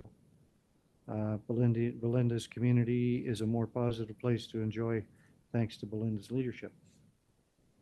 And as early as this morning, I was just happened to be standing in an office somewhere, and I was told by a young man that is part of economic development of Ontario how fortunate we are in Minto to have such a leader in economic development. 20 years, Belinda, I remember back when, I think I remember when you were hired. And, it was interesting times. I think back then, economic development wasn't thought as highly of as it is today, and I don't mean that, I mean that in a way that economic development kind of came to communities, where now today, we need to really go out and work on all of the aspects of economic development. I mean, you might think that economic development is getting an industry in our town. It's a lot more than that, okay? And I'm not sure what it says in the dictionary about economic development, but I agree with these words. It's an amazing what you've done for Minto. So thank you very much. I have this award for you.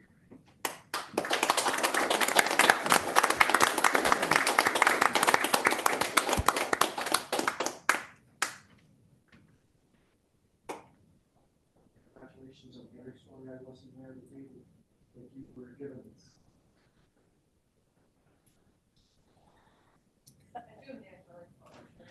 Yeah, that's all right. He wants to get both sides talking.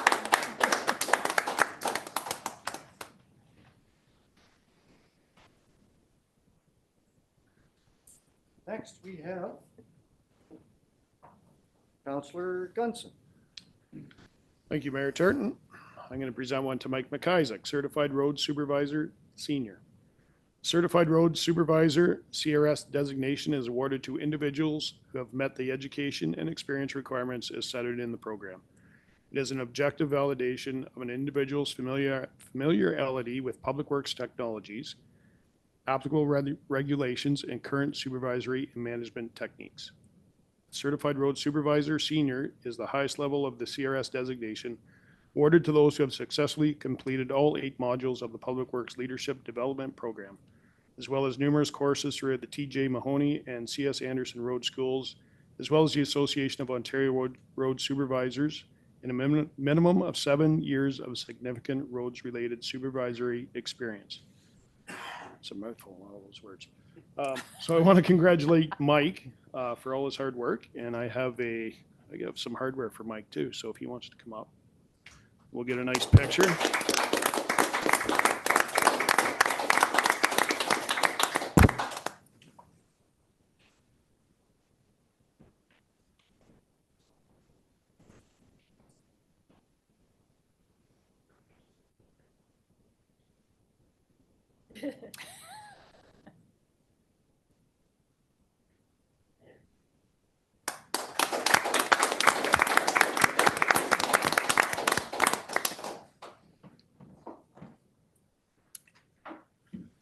Thank you very much. We have 3 staff members just going above and beyond, and it's amazing. And on behalf of council, all council and staff, thank you to the 3 is. And we're not trying to point you out. We appreciate our staff. We appreciate you guys and all the work that you do. And so congratulations and thank you. We're going to start on the rest of announcements. Councillor Elliott, is there anything you would like to discuss? Quickly, the Minto 81s will be starting this Saturday, their home opener. As we all should know or do know, they were Ontario champions last year. And the first time that they've been in this league, the league was developed, Ontario Champion League. So they're hoping, and they've added a few more players that are pretty good this year, from what I've seen at practices and such like. They're hoping that they can regain that championship again. If they do get that championship, they have the opportunity to play for a Canadian championship. They'll move on to a level up again. So we're hoping that they can do that. They sure look forward to having a lot of fans out. They play a lot better. It's a lot more fun for everybody there when they're there. So, and they're a signature team for our community. And let's get out and support them again. And the game starts at 5:30. The reason they're doing that is it's better for little kids to get out to the game. You start a game at 8 o'clock. Pretty hard for them to stay till 10 to watch a game. So they're gonna experiment with early starts on a Saturday and see what they can do. They're gonna do that a couple times this year. Thank you, Councillor Elliott. Councillor Potnevitz. I have no announcements. Counselor Gunson. I have one. I'm going to stay with the Public Works theme. And Mike, you might be able to help me with this. So Wellington County Roads Rodeo, is that Wellington County? Okay. So we had some members from the Public Works compete in the rodeo, ROADEO.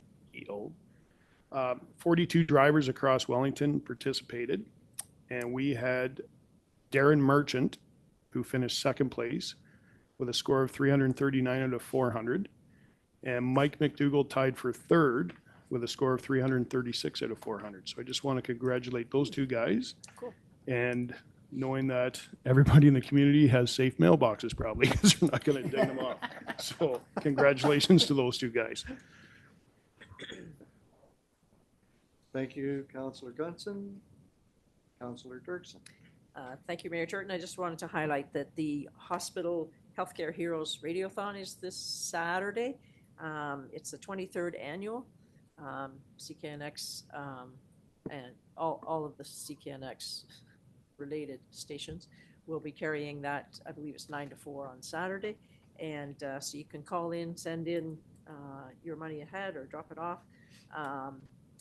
Most people are aware that the Ontario Ministry of Health pays for bricks and mortar, but all of the equipment is raised locally. This area has always been very generous with our hospitals. As you know, we have Palmerston here in Minto, and then I also know that a number of people use the Mount Forest Hospital, Louise Marshall Hospital. Anyways, yeah, just it's an opportunity to get out and support your hospitals. So I encourage everybody to do that.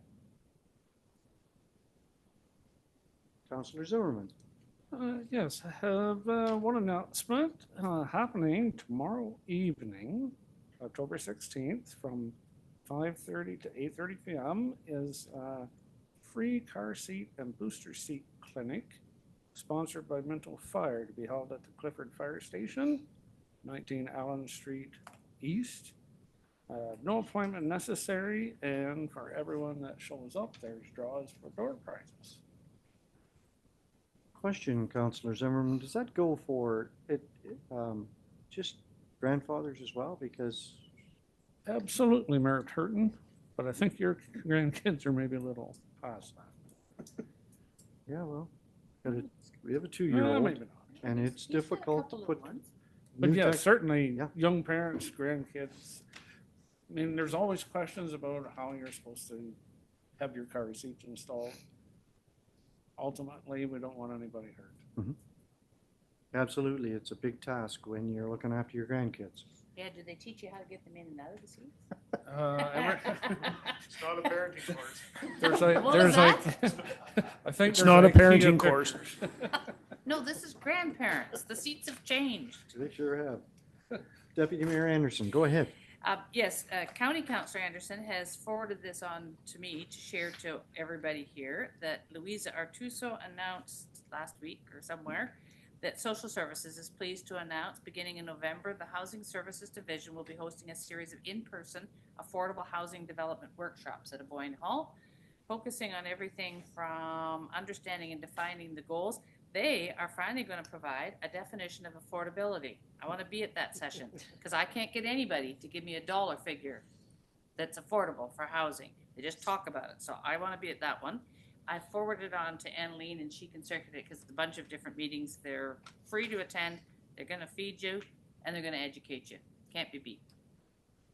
Sorry, 4 days. Beg your pardon. You should have just made the announcement yourself. Deputy Mayor Anderson, will you tell the dates again, please, if you have them? So I certainly do. Just 1 second. These are just for council members?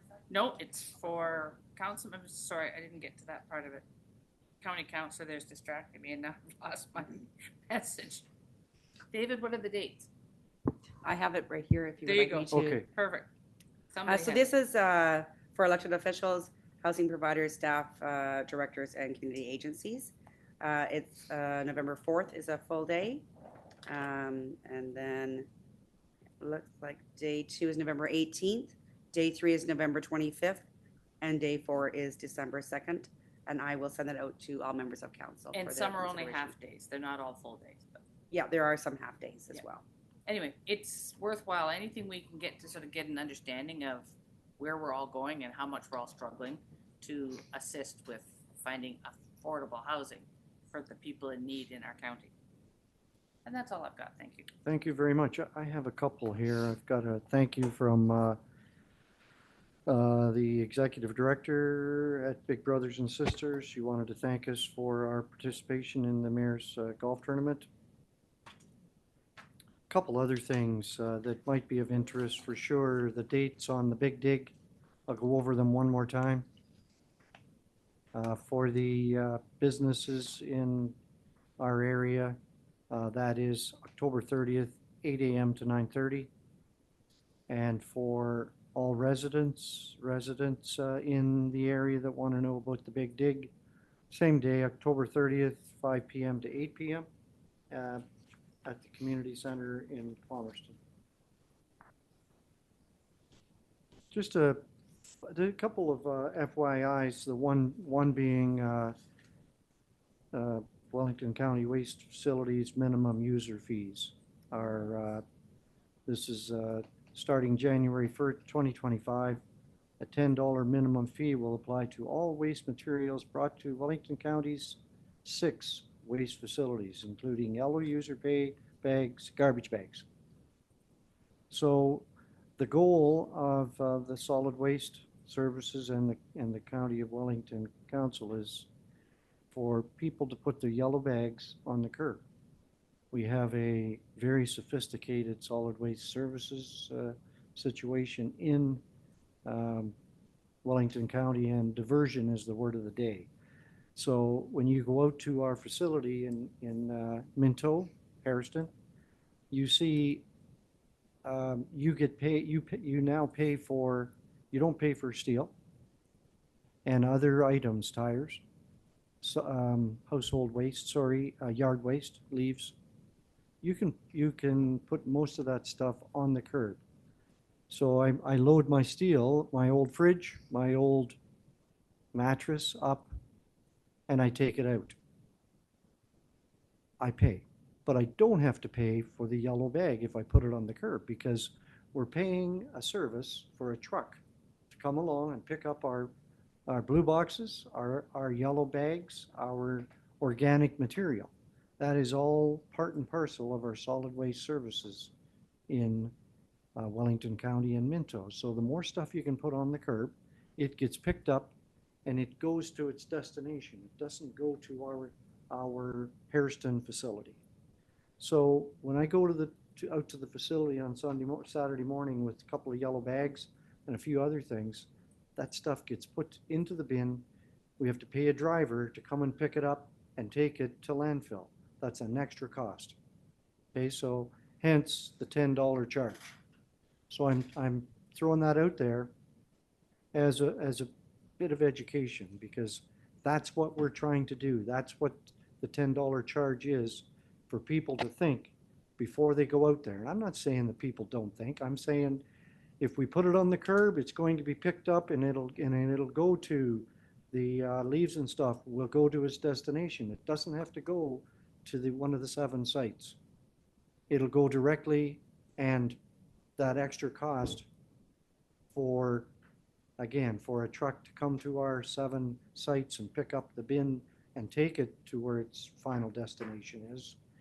It's all about dollars and cents. Mr. Mayor, Yes, sir. is that $10 a bag? That's $10. So it's a $10 minimum user fee. Meaning, if I brought 5 bags, it's cost me $10. Yep, unless you had some really heavy ones and they weighed it. Thanks. Okay, go I ahead, just have- Councillor Johnson. So has there been any thought to picking up yellow bags every week? We have had that discussion. Okay, because if you're a single person, you can maybe get away with a yellow bag every 2 weeks, but Mhm. you got 2 young kids, I don't think it can happen. Understood. So if that situation arises, and you're saying it, and you're saying it does, or it is, then we're going to have to look at that. Because I don't believe, and Councillor Anderson, you can correct me, I don't believe that we have a maximum number of yellow bags that couldn't go on the curb in one time On the other hand, we are not picking them up every week. So if that's an issue, we likely need to talk about it. Sorry, Bob, I can't take your question. Can I I can ask a talk question? to, I can talk to you after if you want about what it is we're trying. Diversion is the word of the day. And I mean, when you go out and look at our facility out here and all the separating of material, and now we're gonna get into roofing material like asbestos shingles. That's one of the next steps, drywall. And we're, instead of putting it into the landfill over at Riverston, thank you. Riverside. We're gonna try and find a use for it. Deputy Mayor Anderson, go ahead. So you said that we don't pay for the yellow bags? You don't have to put it in yellow bag at the curb? Yes, you do, don't you? Sorry, I don't understand the question. We You don't pay for stated the that you yellow don't bags. have to put it in a yellow bag to be picked up at the roadside. If I said that, I take it back. If Oh. if the garbage has to be in a yellow bag on the curb. Okay, and they only pick it up every 2 weeks. So our concern my concern when it first came out, in the summertime, Yep. 2 weeks garbage Mhm. gets pretty It's smelly. exactly what Mr. Gunson just said. Like it's pretty bad. So likely, the solid waste services need to hear that, Oh, they did, okay? and they shut me down pretty quick. Oh. They told me I could, you know what I was told to do? Put my waste in the freezer. Right, I'm gonna put the garbage in the freezer with my food so that I don't have a garage full of maggots. Okay. All right, so this is purely education, and I understand that you've complained. I have. All right, the other item I'd just like to bring up is another county item, and it has to do with automated speed enforcement. What we hear loud and clear every time you turn around is speeding, speeders here, speeders there. And so, especially in the community safety zones or school zones. So this is kind of, this has been on the docket, right, Mr. Anderson, for 6 or 7 or 8 years. And so I think what we were trying to do at the county was wait on other municipalities, counties to do something, have somebody come forward with a proven commodity that we could tag on and go ahead. And the company is Global, the name of it is Global Traffic Group. And it's, we have piggybacked, we went ahead, we're gonna have some trial locations, and there's gonna be one in Minto. So in Wellington County, we have 7 municipalities. So just to give every municipality an opportunity to experience these cameras. So we're putting cameras up on the main street of Palmerston. And there's a lot of questions, but what we're trying to do is slow down people in the community safety zones. So I'm not sure if you see them yet, Mike. They're there, they're covered up, and fairly soon, those covers will come off. Likely, are they off now, Mike? Can you help me with this? They're not off yet, but Okay. they could be this week, and they have to be up 90 days before they can actually start the enforcement. Okay, so it's automated. The camera takes a picture of the person that's speeding, and it goes to the central processing place that Global has set up, and the ticket is sent automatically. So, and let's say you're doing 20 over, it's automatically 40. Okay? So the fines are doubled in the community safety zones. So we're trying to get that out there as much as possible. So the signs say there will be radar here soon, coming soon. So beware. Thank you. Hey.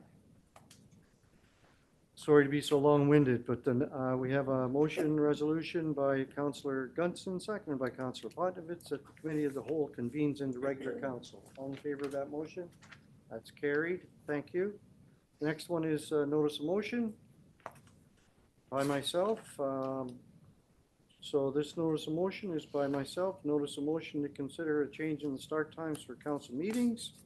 So I have a motion moved by myself that the council of the town of Minto review the 2025 council meeting schedule set on August 13th, 2024, and consider changes to starting time of the council meetings. So in order for us to talk about this, this motion has to be passed, so I need a seconder. Okay, thank you, Deputy Mayor Anderson. So where this motion is to put it on the floor so we can discuss it. All in favor of the motion? That's carried, thank you. I'm not sure when the last time was that we had a notice of motion for us to deliberate against, but a long time. So I'm going to ask our CAO to speak on this, some of the reasons why. A lot of them are financial. Thank you, Mayor Truman, through you and to council. I did some preliminary looking at the financials related to what it would look like if we were to go to a daytime meeting, whatever time that happens to be. And I made some assumptions as I did that. Since I've been here, meetings have been approximately 2 hours, give or take. When we have staff come to evening meetings, and we have a number here, some of them are salaried and some of them are hourly, and we paid overtime, time and a half for hourly employees. There were on the docket for 2024, 10 evening meetings. And just to make round numbers, I used the job rate for each of those employees. So municipal staff, we have to pay overtime for the evening meetings. Doing some calculation based on our pay grid at job rate, it's approximately $3,600. County staff come often for planning meetings in particular, but sometimes other meetings. And based on our part of our fee for service agreement, I averaged it out over the 10 meetings to be approximately $1,500. We often have consultants, like we did this evening, with the cultural plan, but also engineers and legal that come to our meetings, whether it's an open session or a closed session. And based on some of the numbers I looked at for the budget, we're looking in around $2,200. And then a percentage of our building and energy costs for those 10 evening meetings, summer and winter. We're looking at heating, air conditioning, lights, water, septic pumps, computers, etc. And I averaged it out to be approximately $1,800. So if we were to go purely from a financial standpoint, we're averaging between $8,500 and $9,000 if we were going to go to some sort of daytime meeting. My suggestion would be if council decides they would like to move forward with that, a daytime meeting, I would suggest it wouldn't start until 2025. That's certainly up to council. And I did poll some staff in the municipal office, and there's no objections to having an afternoon or daytime meeting. So those are kind of my preliminary thoughts for you, Mayor Turton. Okay, thank you very much. So, special meetings. Annaline, can you elaborate on that, please? Certainly, is at the call of council. If we needed to have a special meeting, we can have it at a different time. I know that we did pass a motion also in 2022 in regards to if we had meetings for a bunch of planning items that we can call an additional meeting that could be held at a different time. And again, the procedural bylaw does allow you to amend. So if we know that something big is coming up where an evening meeting may be required, we can just make a motion at the meeting previous and amend that to change that meeting to an evening meeting. So at any time, as long as the notice is given, to alter a time or a special meeting, like you said, that could be done. So it's not a situation. That's correct. Yeah. It's not a situation where we're trying to cut people out. No, and again, if there is something like big that you know that's coming up that, that you want a bunch of public input or whatever, we can absolutely amend the time for the next meeting.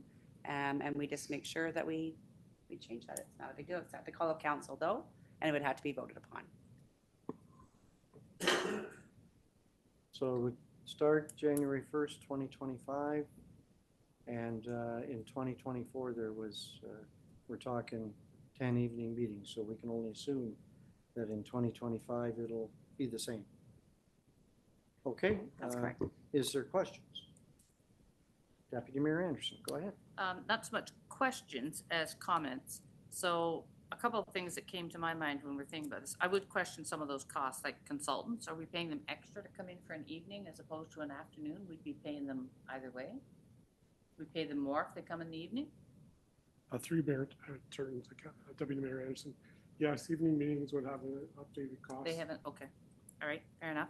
So my concern is I'm one of those people who still works, and we're cognizant of trying to bring people onto council that are not all retired people, and daytime meetings are going to be difficult for people who are employed at other jobs that have regular schedules to attend.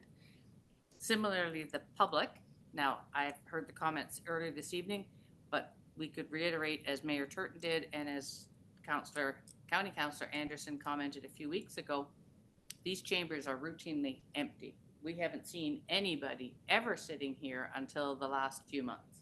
So it's great to see people out to get involved and engaged, because by all means, the only way you find out about what's happening at council is to come on out or watch them on TV, and you get the same notice that we do about meetings. But I am concerned about people who are working. It's difficult to get 2 afternoons a month off. I have to juggle my schedule frequently, and as you know, I'm frequently here in uniforms because times change and my schedule changes. I would be somewhat concerned about that. Other comments? Go ahead, Councillor Potnowitz. Yeah, I'd like to echo Deputy Mayor's concerns. I work as well, and that would affect one day of my work. I guess I take 1 afternoon off a month now. I would have to take 2 afternoons off.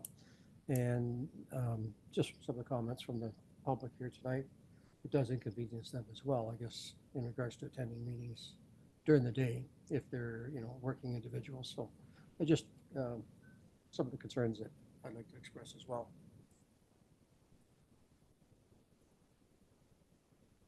Go ahead, Councillor Gunson. I don't know if it's a question or a statement. I don't know. You figured it out. So there was concern from the public here earlier that, so if we were going to, other than announcing it at a council meeting, we were going to host an evening meeting, how else would that be advertised? Or just, we would vote on it the meeting before? That be, I want to share my mic. Clerk McRobb, please. Sorry, through you. Yes, if you're going to change it, it is changed on our website. It would when the agenda goes up, it shows that it's at 7 p.m. That's how we announce what is on for council, is through our agendas. We can put a ticker tag through our website or through social media. There's other ways of doing it as well. And then special meetings are usually set. They can be set at any time. There could be a 24-hour notice depending on what the meeting is about, right? So it's all through our procedural bylaws and how that's set. So maybe, I don't know, maybe a recommendation that maybe like every 4th meeting would be an evening meeting. So you'd maybe run 3 or 4 and then you would have an evening so that everybody would know, and we could maybe dictate the schedule to that, or the reports to that maybe. I don't know. Would something like that work? So sort of like a hybrid situation? Yeah, maybe so that we know that maybe 4 times a year we know we're having an evening meeting and everybody else does, and maybe that's when we book in the individuals that need those meetings. I don't know. Clerk McRobb, what do you think of that? Well, through you, I'm just thinking about, I mean, I guess you could consider like January would be all day meetings, but February would be a day and an evening. March would be all day, and then April would be day and evening. Is that kind of how Yeah, that's what you're thinking? Yeah. Sorry, I was just trying to clarify. Other comments? Okay. So, to move ahead, next up, Annaline, is a motion. So if a member of council wanted to put a motion on the floor for consideration? I have a then we could- motion Okay, that I've prepared. Moved by myself, seconded by Councilor Gunson, that the council of the town of Minto amend the 2025 council meetings dates to start, excuse me, to start time to 3 PM for all meetings.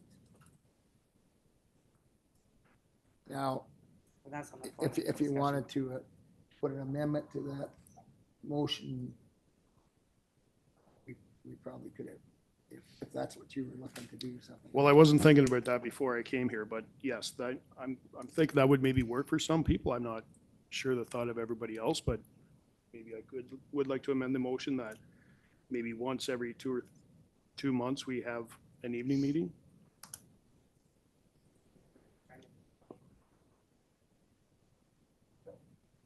But on alternates. So I think the beauty of the whole thing, Clerk McRob, is every council term have the chance to change things. I mean, you've been very clear on that. If this doesn't work, Yeah. for some reason, why, we have a motion to move it back the way it's been, or even two night meetings. But So you would need a seconder to that amendment? yeah, so if you just hold second, Councillor, If this is just a friendly amendment, then we can just kind of go with- That would like be with fine. that. is there other comments? Anybody comment? Go ahead, Councillor Zimmerman. I think to make it accessible for working people, that a hybrid system would be ideal. Every second month, have one evening meeting, I think would be perfect. But then bear in mind, if there's an important issue coming up, you're probably going to take time off work to be here anyway. But a hybrid system would likely catch most people adequately, I think. Okay, thank you. Councillor Dirksen. So my work is very flexible. So, I can probably figure something out, no matter what time we decide the meetings are. But I understand, I'm hearing Councillor Ponowitz and Councillor Anderson Deputy Mayor Anderson, and the public we heard from tonight too. It does, I sort of think we already have a hybrid system with a day meeting and an evening meeting every month. So I guess I'm just kind of, I'm very much on the fence here. I'm not, because I think it's important that, we could have a new council next time, and maybe Tuesdays don't work for enough people that they have to be changed. The day has to be changed too, or maybe it has to be a morning meeting, or who knows, right? So I guess, I guess I'm pretty happy just to leave it as the hybrid system that we already have, because that gives equal access to people, whether they work in the daytime or not. They can get to half the meetings, right? Mhm. Yeah, but I also hear that and agree. I mean, I've sat here for years, and we don't usually have a whole lot of attention, people interested. And especially now that they can watch it on or listen to it, whatever, as a video later, as a recording.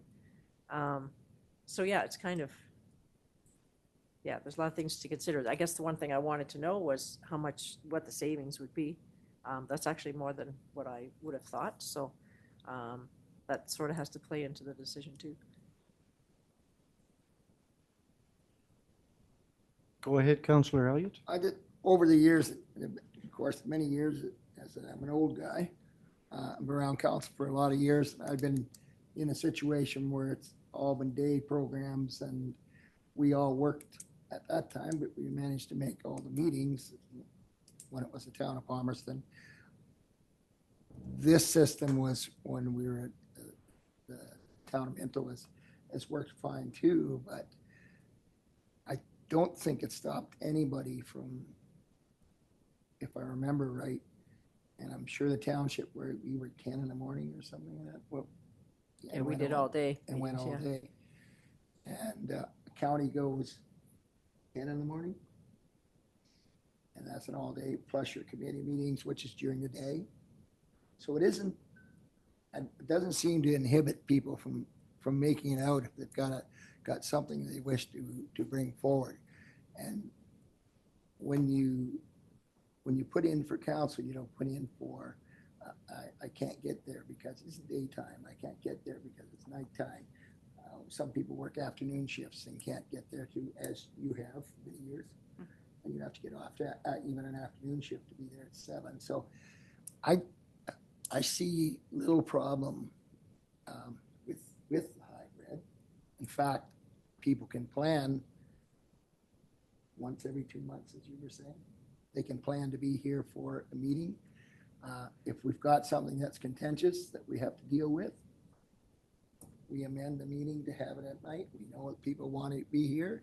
And if they apply to the clerk, who can say this is contentious, we've got a group of people who want to be here, we can move it at council meeting before to bring it up. So I like the idea of the amended, the hybrid. I like the other one better, but the hybrid will work. So I would agree with a friendly amendment to move forward with that motion. If seconders for that. Sorry, I was just going to read out. Yes, go ahead. Kind of what I think the amendment might be is that the council of the town of Minto amend the 2025 meeting schedule to have start times at 3 p.m. for all meetings, with every second month having one meeting at 7 p.m. Is that kind of what you're looking at as your motion? Sure. It could be the fourth council meeting. Every fourth council meeting? Yeah. And so then it won't be always the first and the third? How easy is that to manage, Annaleen? Is that? That's not Clerk onerous. McRobb, It's just changing a few numbers. I mean, that's fine. So amend the 2025 meeting schedule to have every fourth meeting to be held at 7 p.m. Is that correct? Fourth council. Every fourth, yep, council meeting.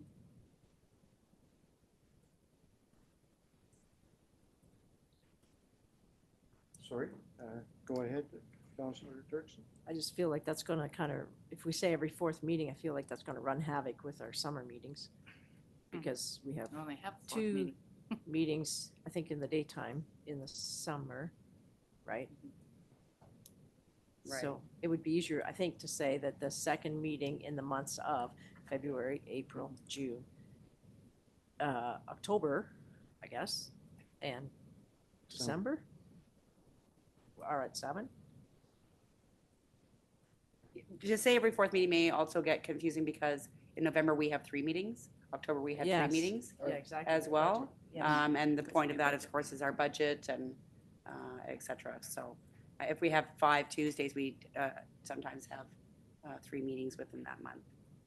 So you could, Go ahead, if I could- Deputy Mayor Anderson. So 2 things, as a bit of a rebuttal, people may have gotten to your council meetings, but it will prevent people from putting their names forward because they know they can't get to council meetings, potentially. We always potentially. had a full contention. Up until last year was the first time I've ever ran that I got put in as without people contending, and usually a lot of people running. Right, So but- I don't but think that was the case. Well, it can be an issue, I can tell you, because there's people who won't put in because they can't meet the obligations. I had to apply to have my entire schedule changed and switch a line with somebody in order to attend the meetings the way they are now. So I'm just saying it's a process that people have to consider. People can't just take an afternoon off to come to a council meeting in today's day and age in the workplace, because your employer probably has little sympathy for the fact that you're on council. They're not really that interested. But that's neither here nor there. If we're doing the wording, if you just put the fourth or the second meeting of the months that you only have 2 meetings, keeps it simple. There's no month outlined in it. It's just the months with 2 meetings. So that excludes your 3 meeting budget months. The second meeting will be at basically Or every what other. happened. So we I don't know. want, It's a wording thing. I think we want to keep it simple. Annaline, the simplest for you. So if we're talking, so are we okay with going with February, April, June, October, and December? Sure. And again, it's fairly easy to change again, correct? Yeah, I mean, you can bring an amendment forward again. It's not a big deal to amend it. So the council of the town of Minto amend the 2025 meeting schedule to host 7 PM meetings during every other month that have 2 meetings or more. Right, so that way it doesn't count for July and August. We only have 1 meeting in July and August. Is that? Sorry, the first bit again. Schedule to host 7 PM meetings during, sorry, I'm going to go during every other month that have 2 or more meetings. I don't know if that makes enough sense there. I don't know if it'll work for your budget months. Well, we would have a 7 PM. If it's every other month, we would have an evening meeting. Right. It says 2 or more, so. Every other month. I think you should name your What months. about that side of Yep. the room? Do you have any comments? Are you allowed to That's comment on this? 7 PM meeting. So we want to start with January or February? February. April, thank you.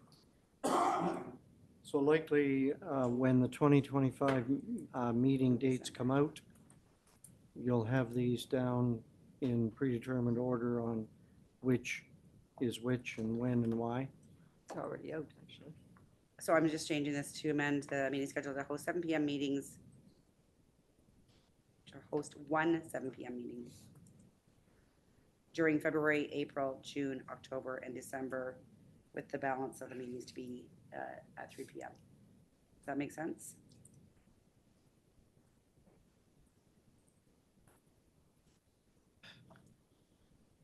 Yeah, if council wants to try it and they find it doesn't work, Mhm. again, bring it back, we can amend the schedule if is that the wish of council. We can Okay. always bring a 7 o'clock meeting back to 3 o'clock too, if we wanted to amend it, to make me happy. Sorry. Do we have a It's all seconder about for you, this, Rob. Clerk McRob? So Thank I'm you, gonna have Counselor. someone, just make this motion once, so. Yep. Make this motion once more. I'm gonna read it out first, and then we Okay. should ask for a mover and a seconder, and let's just make it so it's a little tighter here. That council of the town of Minto amend the 2025 meeting schedule to host 1 7 PM meeting during February, April, June, October, and December, with the balance of the meetings to be held at 3 PM. I make Yes. that motion. Okay, thank you. And Councillor Gunson seconding it, okay. Any other questions? It's fairly straightforward. And, It's as clear as mud. Yes. Straightforward. Okay, I'm gonna call the question then. So before we call the question, what do we need to make this change? Just a motion of council. If council does carry this, then we will make changes to our website to allow people to know what the 2025 schedule would be as amended. So we just need a simple majority, Oh, yes, sorry, yes, simple majority. which is 4 yay. Okay, all in favor of the motion? Okay, that's carried. Thank you very much. Okay. Thank you very much for the debate. We're moving into resolution moved by Councillor Zimmerman, seconded by Deputy Mayor Anderson, that the Council of the Town of Minto ratifies the motion made in committee of the whole. All in favor of that motion? That's carried. Thank you. Bylaws. Moved by Councillor Elliott, seconded by Councillor Gunson, that bylaw 2024-044 be read a third time and passed in open council and sealed with the seal of the corporation. All in favor of the motion? That's carried. Thank you. Resolution moved by Councillor Elliott, seconded by Councillor Zimmerman, that bylaw 2024-056 be read a first, second, third time and passed in open council, sealed with the seal of the corporation. All in favor of that motion? Carried. Thank you. Confirmatory is moved by Councillor Platnevich, second by Councillor Gunson, that bylaw 2024-057 to confirm the actions of the Council of the Corporation to the Town of Minto respecting a meeting held October 15th, 2024, be read a first, second, and third time, passed in open council and sealed the corporation. All in favor of the motion? Carried, thank you. Adjournment. Moved by Deputy Mayor Anderson, second by Councillor Potnovitz, that the Council of Town of Minto adjourns to meet again at the call of the mayor. All in favor of the motion? Great, thank you very much for this council meeting.